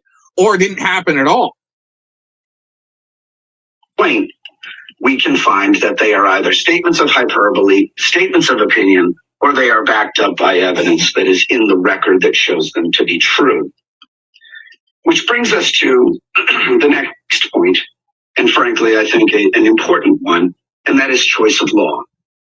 As Your Honor noted, we have invoked Colorado's anti-SLAPP law because that is the state of residence of the plaintiff. Here's where you pay attention. Now, the plaintiff alleged this in his complaint, and prior to ever filing an anti-SLAPP motion, I always ask the plaintiff if they'd like to amend their complaint, because I do not wish for perhaps somebody to have written something hastily, trying to get in under a statute of limitations, not having had time to think about it, to be stuck with the complaint that they start with. At no point did I ever suspect that one of the things he had to clean up was state of residence. But in the amended complaint, yet again, Mr. Quest claims to be a resident of Colorado. As such, we invoked the Colorado anti-SLAPP law because the most significant relationship to a defamation plaintiff's claim is where is his reputation centered, which is almost always where he lives. This is a rule of law that is not just some obscure thing. This goes right back to the jurisdictional case of Calder versus Jones before the Supreme Court, where the Supreme Court saw that since the plaintiff's residence and reputation were centered in California, that California was both the proper jurisdiction and the proper place for the law to be imported from. Same here. Now, Mr. Quest does claim that he is on some kind of sabbatical in Illinois, claiming only after he realized that Colorado had an anti-SLAPP law that did apply, inconsistently with both of his versions of his complaint, that that's where he really is. However, he has shown in his sworn affidavit, he hasn't changed his order of registration, hasn't changed his vehicle registration, and can still be served with process there.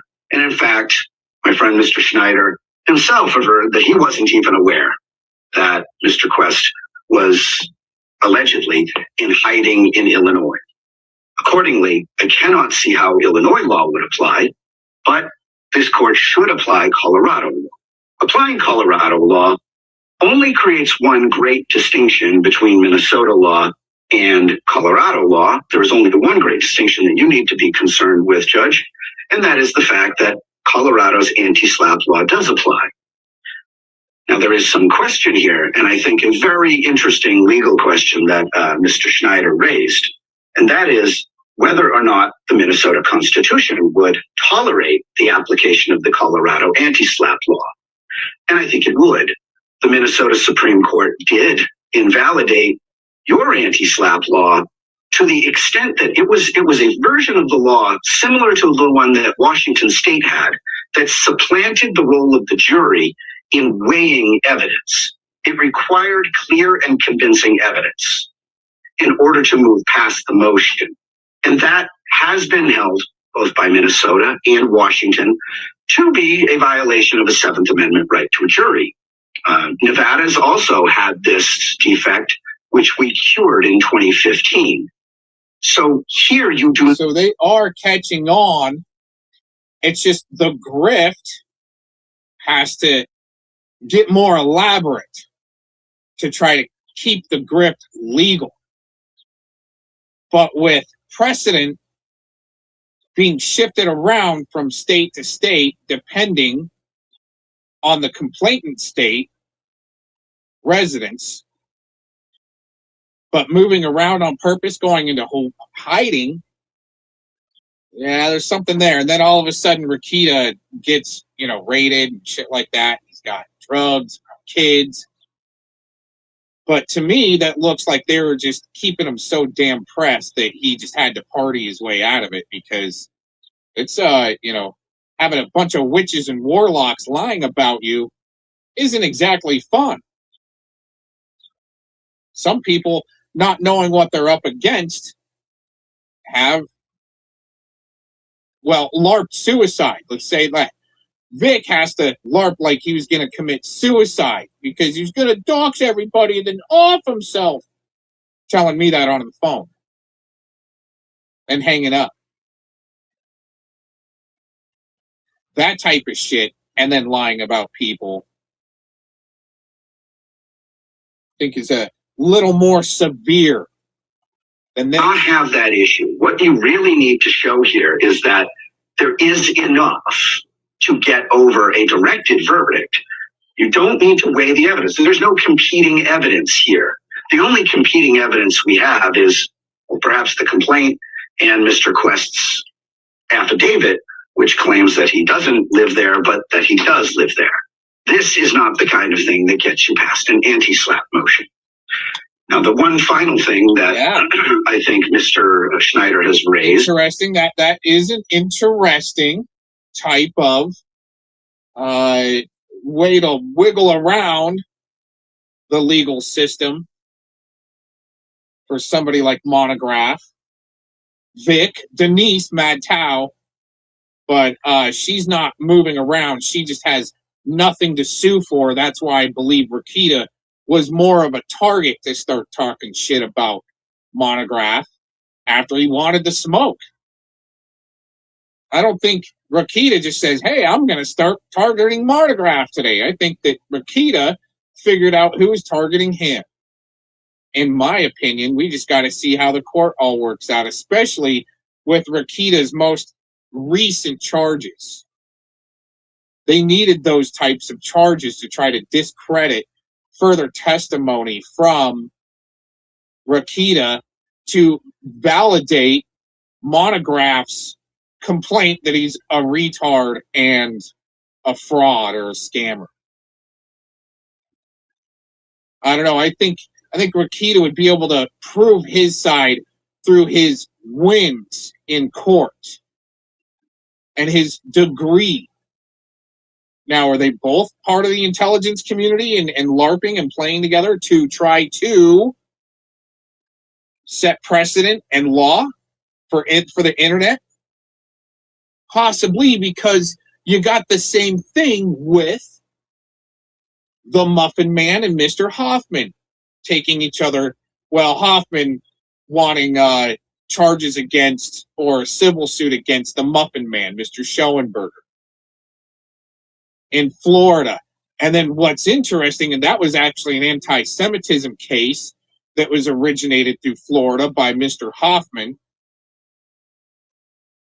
that wouldn't really go anywhere on the defendant's side because there wasn't really any way to, what was it, occur expenses, to gather the expenses to really make them pay. No, they needed a case like that in Florida to then set some anti-Semitism laws in Florida. That's fact. So is this one big, huge fucking grift because it is an ARG? Look at the posted comment right there. It is an ARG, and they do fill these motherfuckers, these communities with sick motherfuckers like Predward, Vic, Brandon, all of them, dude. Spamgula G's there to have to help back it up. Witches, tacos, there to help back up the story and be yes people and help plan LARPs to run a straight man shaming ritual. Angela was loving it last night when Vic was lying. She was loving it. Huh, Angela? You like it when people lie, but you don't like the truth. Huh. That we should address is that we can't kind of thing that gets you past an anti-slap motion. Now, the one final thing that I think Mr. Schneider has raised that we should address is that we can't possibly grant this without discovery. However, that's not how anti-slap works, and frankly, it's not even how summary judgment works. There is a procedure in Minnesota which is familiar to me, even as a non-Minnesota attorney, because it's identical to Rule 56D of the Rules of Federal Civil Procedure, 56.04. And what that requires is if you file a slap suit, or frankly file any kind of a suit, you face summary judgment, and you wish to avoid summary judgment, you cannot simply recite the words, "I wish to take discovery." You must provide an affidavit laying out exactly what it is you don't have and what it is that you need in order to prove that. Now, there is only one thing in the opposition that they raise, and that is Mr. Quest's medical records, which I don't see how taking my client's deposition, or frankly any discovery from my client, would achieve that goal when that should be in the hands of the plaintiff. So, Your Honor, in short, if prior to any questions you may have for me or prior to my friend's presentation, I don't mean to say this irreverently, but this case is a joke. And what I mean is, it's two guys who talk smack on the internet, and one of them has decided to create a lawsuit, as he has in the past, which we show in the exhibits, because I feel like he... Interesting enough, isn't that a threat of Vic to come sue me after busting him out for being a minor attracted person? I think a lot weighs actually on this case and the outcome of it, even though it might take a couple of years or a year or so to help kick in the results. Either way, there's going to be law made from this. And I don't think any of it's going to be good. Just saying. He may feel like Mr. Rekieta he has something to gain from Mr. Rekieta, or he simply feels like Mr. Rekieta may have got the best of him. But I think if you look at somebody who has stepped into the ring here, he stepped into the ring voluntarily, stepped into the ring of fame, stepped into the ring of verbal combat with Mr. Rekieta. And I'm very sorry if he doesn't like how he's been characterized, but he has not been characterized in any way that's tortious. And just as a final housekeeping matter, I would like to proffer all of the exhibits that we have attached for the court's consideration, submitted through Mindy's. Thank you very much, Your Honor, and I'd like to either be ready for questions from you or pass the talking stick to my friend, Mr. Schneider. Pretty good opener right there. Pretty interesting. I think what I'm going to do real quick, I'm just going to go to the end of this, the last few minutes, because he talks more about, let's say, the interstate part of the case. A case like this, and the choice to declare documents as evidence at any level, I use in my practice on cases where we are well into discovery, especially in matters where there will be no dispute as to how the person collecting the evidence is collecting it. It's never a matter of controversy. In this case, Your Honor, you're going to see videos that are attributed to one individual that through the development of facts through discovery will find really wasn't created by that individual. You're going to hear and see comments that say one thing on its face, and then upon viewing it, something quite different is said. Right now, I think the only record we have is what I've submitted because I use affidavits. And for that reason, and that reason alone, I believe the court would be correct in simply denying summary judgment on all counts and the request for dismissal and to use and impose Colorado law, and then order us through discovery. There's no harm in discovery. In fact, the defendants may frankly find other reasons to move for summary judgment, or may not find reasons to move for summary judgment.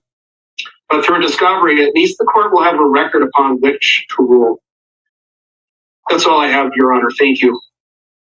Well, I actually wanted some more in there about the state precedent.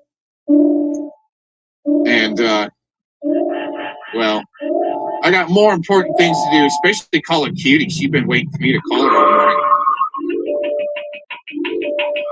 Just got the text. What have you done in your life? It's been worth a shit that you can even say proudly that you've done. Either make a difference. Don't forget to ask them what they do to help catch pets. Watch the look on their face.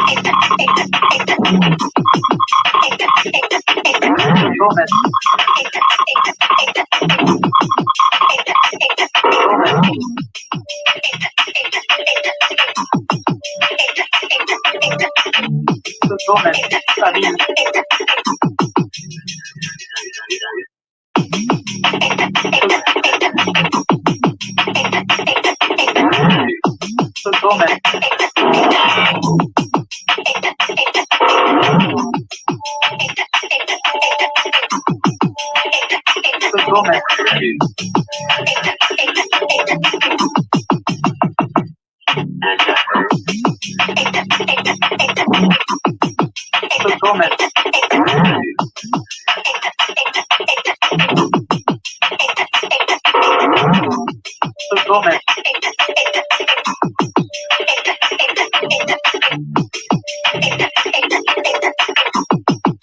So Gomez. FCC just had to book burn that stream, you little puss bag. Means they've got to watch. They don't like the truth. They got to lie.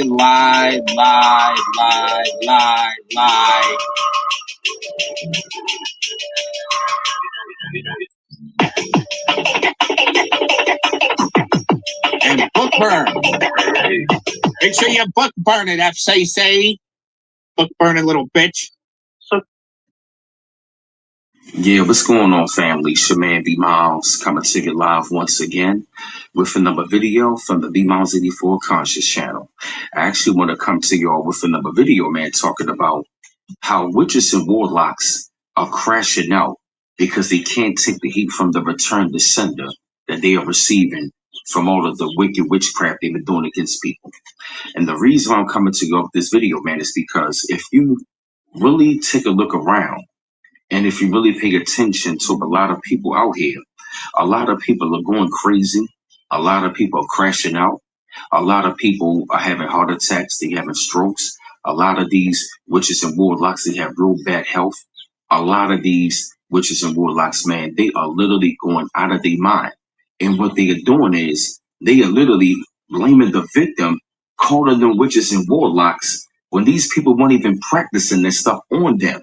See, the thing about these witches and warlocks that wanted to do spell work on people doing it for evil intent, they cannot take the heat of the return to sender that has left them hell-bent. It has left them in a cycle of they having nightmares. They are like they health is really bad.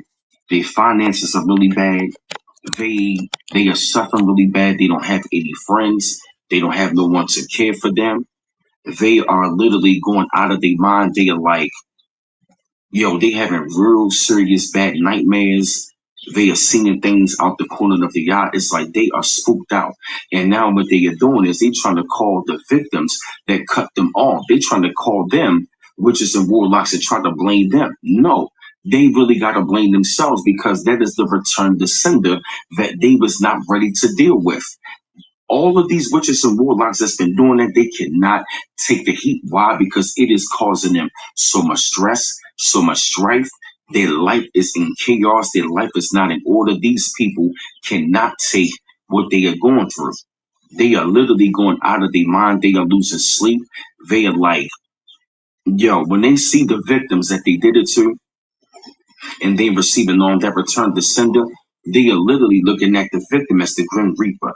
They cannot take the heat at all. They are going out of their mind. They are blaming their victims. But see, here's the thing. You know what you did. They don't want to take accountability for what they did because, see, when it was working, it was fine. But see, the minute they cut them off and it would return to sender, that was when they started to call them a witch and a warlock. It's like, no. You can't call them a witch and a warlock when you was the one doing it against them. And that's the thing. They never want to take accountability for none of the harm that they did when at the same time, they knew what they were doing. Like, what is the purpose of you crying and crashing out when you knew what you were doing? When you was in that witchcraft coven doing that with those people, it was all right and it was okay. But see, the minute that things are not working anymore, things are not going in your favor, now you want to be trying to cast them and try to say that, oh, you a warlock, you a witch. But it's like, no, you was up there trying to cast spells so they can receive death. And see, now they are seeing that death is knocking at their door. They are trying to say that the witch, they trying to say the victim is a witch and a warlock, trying to cast death spells on them, wish your death on them. No. You really hurt and mad at the fact that death is knocking at your door. See, you wanted that person you was doing witchcraft on. You wanted the destiny swap with them, and they wanted that, and you wanted them to see death. Now that return to sender has literally come back to bite them in the ass, and they are receiving it 100 times fold. Their life is out of control, and they have lost their soul. They are in complete, total chaos. They are in mental chaos, spiritual chaos, physical chaos, and financial chaos. They don't know what to do. They cannot take the heat. And they are literally out of their mind, even to this day, still blaming their victims because they cut them off. Once the victim really woke up and cut them off, that's when all of that return descended of what they were doing. Listen, don't feel sorry for these witches and warlocks, yo. They knew what they were doing. Don't spare none of them. Don't spare none of them. If they've been doing this, like they say, for evil and wicked intent, then guess what? They got to suffer the consequences. You got to suffer the consequence because you was doing it for negative and evil intent. Don't get mad at the fact that you were staring down at the Grim Reaper right about now. Death is knocking at your door. Ain't nobody, it's like the victim is not wishing death, but guess what? They not wishing death. You mad at the fact that now you got a death wish. Let me repeat that. No, the victim is not wishing death. You mad at the fact now you got a death wish. And death is knocking at your door. You're dealing with mental death, physical death, financial death, spiritual death, and then next is going to lead to physical death. You put yourself in a situation. It ain't no reason for you to be crashing out because, like I said, all of you witches and warlocks, you knew what you were doing. You knew exactly what you were doing, and you cannot take that damn heat. When you was applying that pressure, it was all good and cool. Now that pressure of that return descender is applying real hot up on your ass. Now you ready to crash. No, accept the consequence of what you were dealing with. Because see, when you signed up, when you went to that daggone Baba Laos, you went to them practitioners, you cast them spells, you paid the money to do it, you knew exactly what you were up against. So since you knew that what you were up against, you must deal with the consequence. And I don't have no sympathy for none of y'all who did this towards good people. You feel me? And this your man B Miles coming to you live once again from the B Miles 84 Conscious Channel. One love once again. Hit the like button, share, and subscribe. Peace. Means they gotta watch. They don't like the truth. They gotta lie, lie, lie, lie, lie, lie.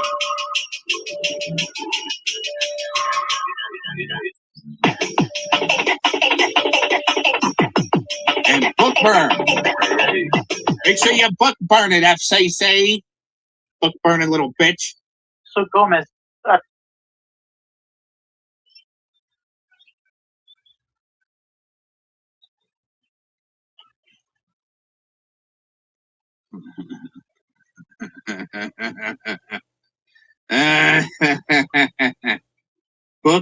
book burn, and DDoS, and fucking got you, little pricks. Amazing. Make sure you drop devices out all of a sudden so shit don't work.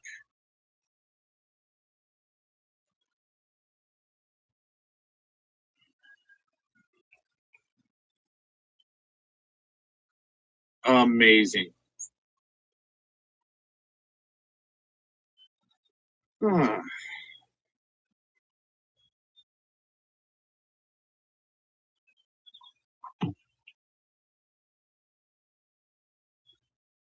Well, FCC just book burnt that stream. I was going to play more of it for you guys. Good thing his friend Missy got some there. Let's go ahead and play that Missy video real quick before I got to get out of here.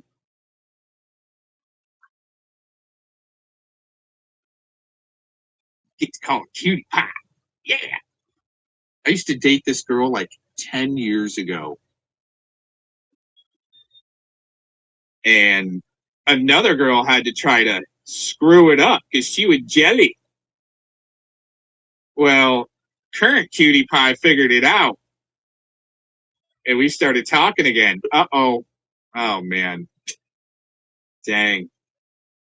Missy, where's your video of gay shaming? Right here. Yeah, the gay shaming ritual. Well, the thing is, I'm openly gay, so it doesn't matter with me. You fucking are, dude. But he had to he had to hide that around me. Why couldn't he just be open in front and go, hey, Cox, I'm gay, just to let you know when I come out, you're probably straight, right?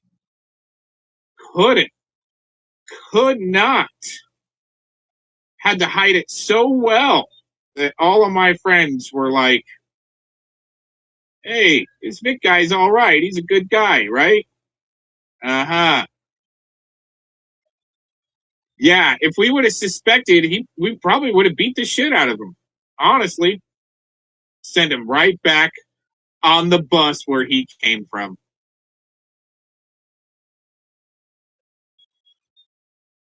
He would have been all fucked up in the eyes. Oh, where could that Brandon W? Where's that Brandon W video at? There's one cucking to Mr. Brandon on Missy's channel. Brandon takes no prisoners. Rip Ryan. Oh yeah, use the autistic kid that's now an outed sicko. Use him as a weapon to attack people. Amazing. Amazing.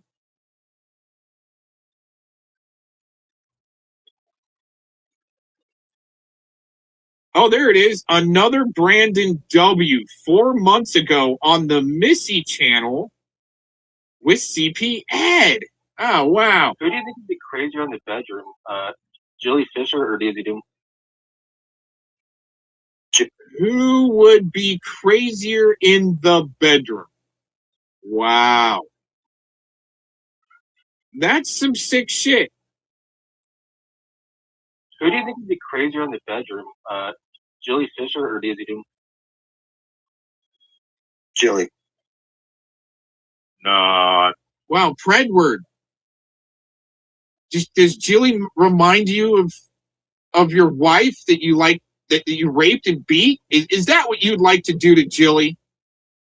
Wow, you groomers are such pieces of shit. That was CP Ed saying he'd much rather get with Jilly.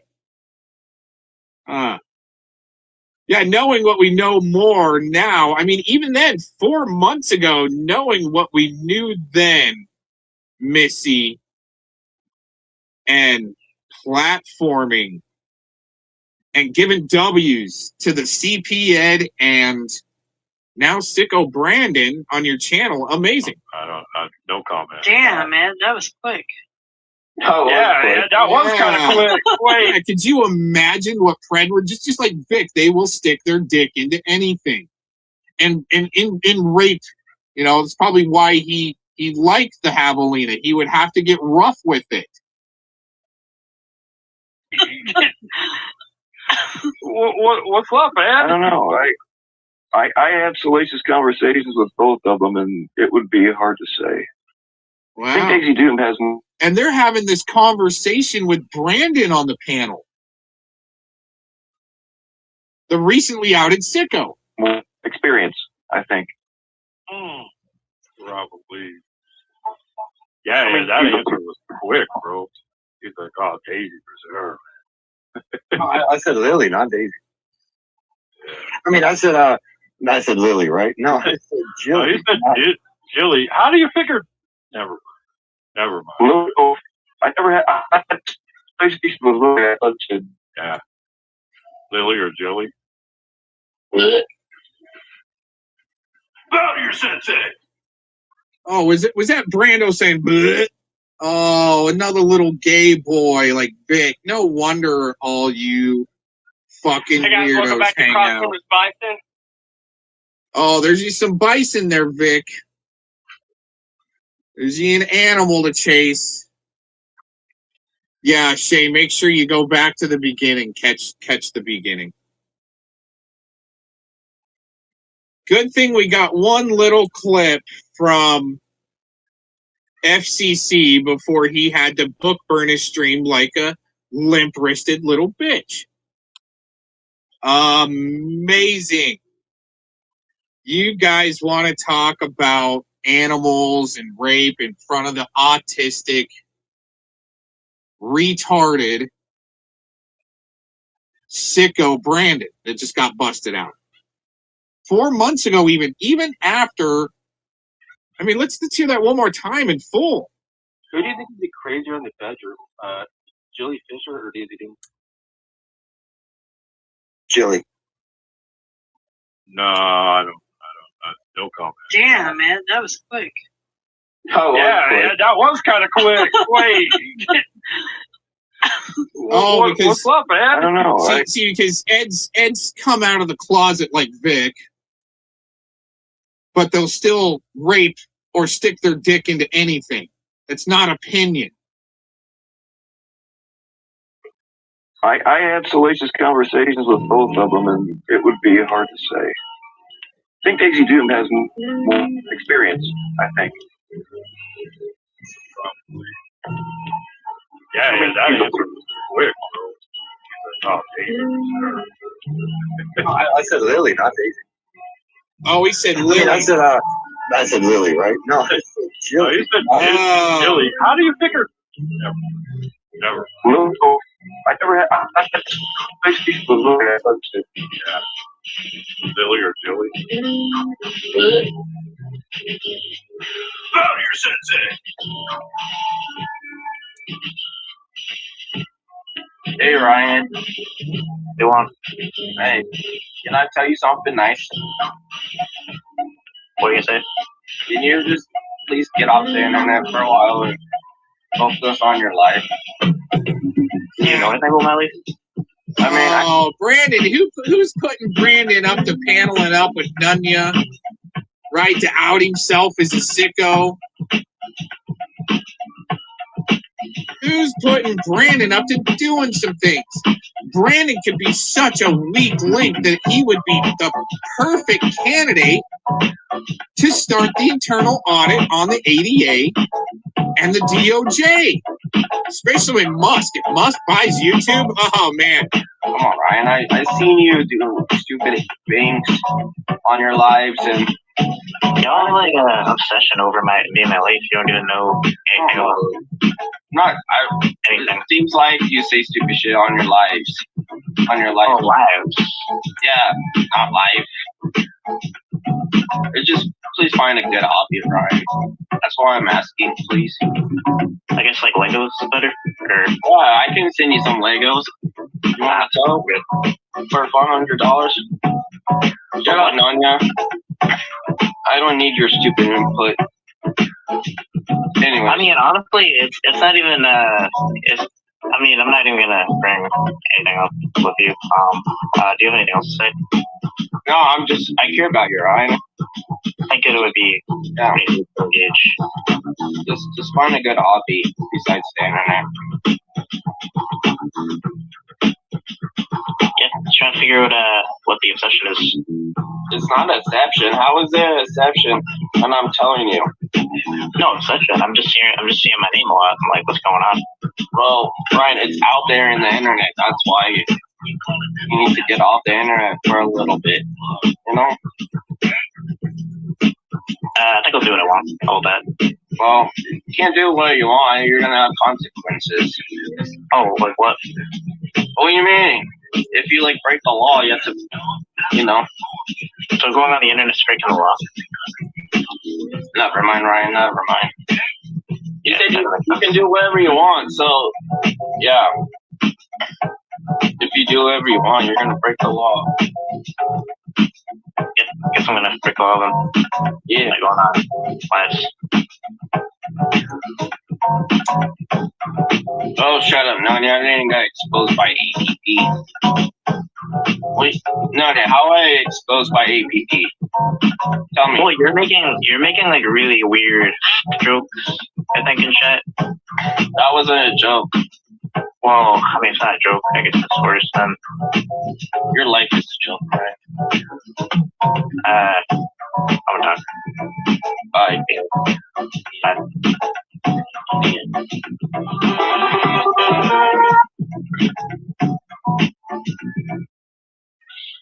Well, since nobody else is coming up on this shit show, I have no choice. You're in charge. I'll be back.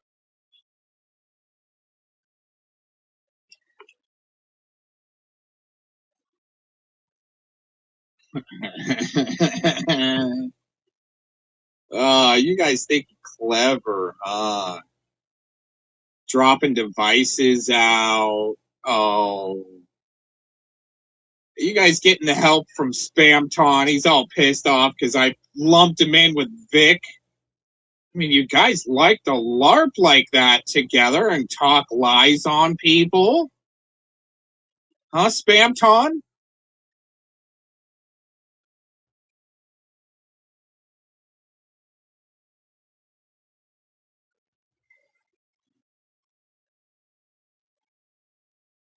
Incredible. The desperate measures of desperate men trying to be men. They're just still little boys trying to hump each other in the locker room. 33 seconds of this tape have been excised for reasons of national security.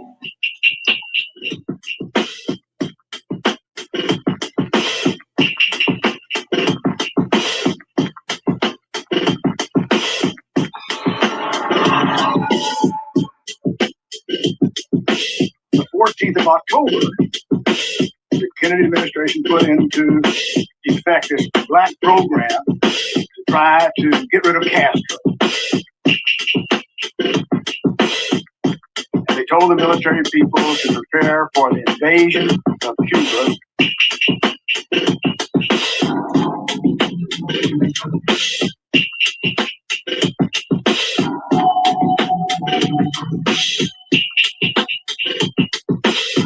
Appall and eliminate this clandestine, reckless, and provocative threat to world peace.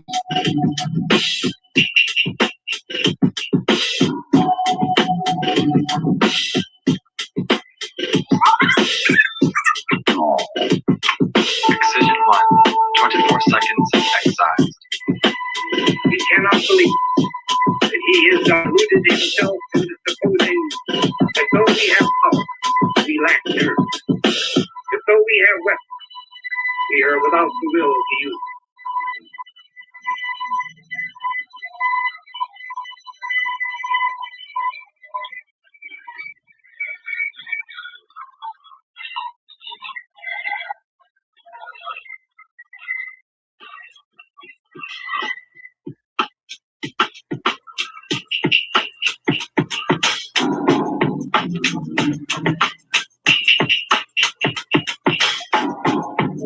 Después vimos que era cierto que en una revolución se triunfa o se muere, si es verdadera.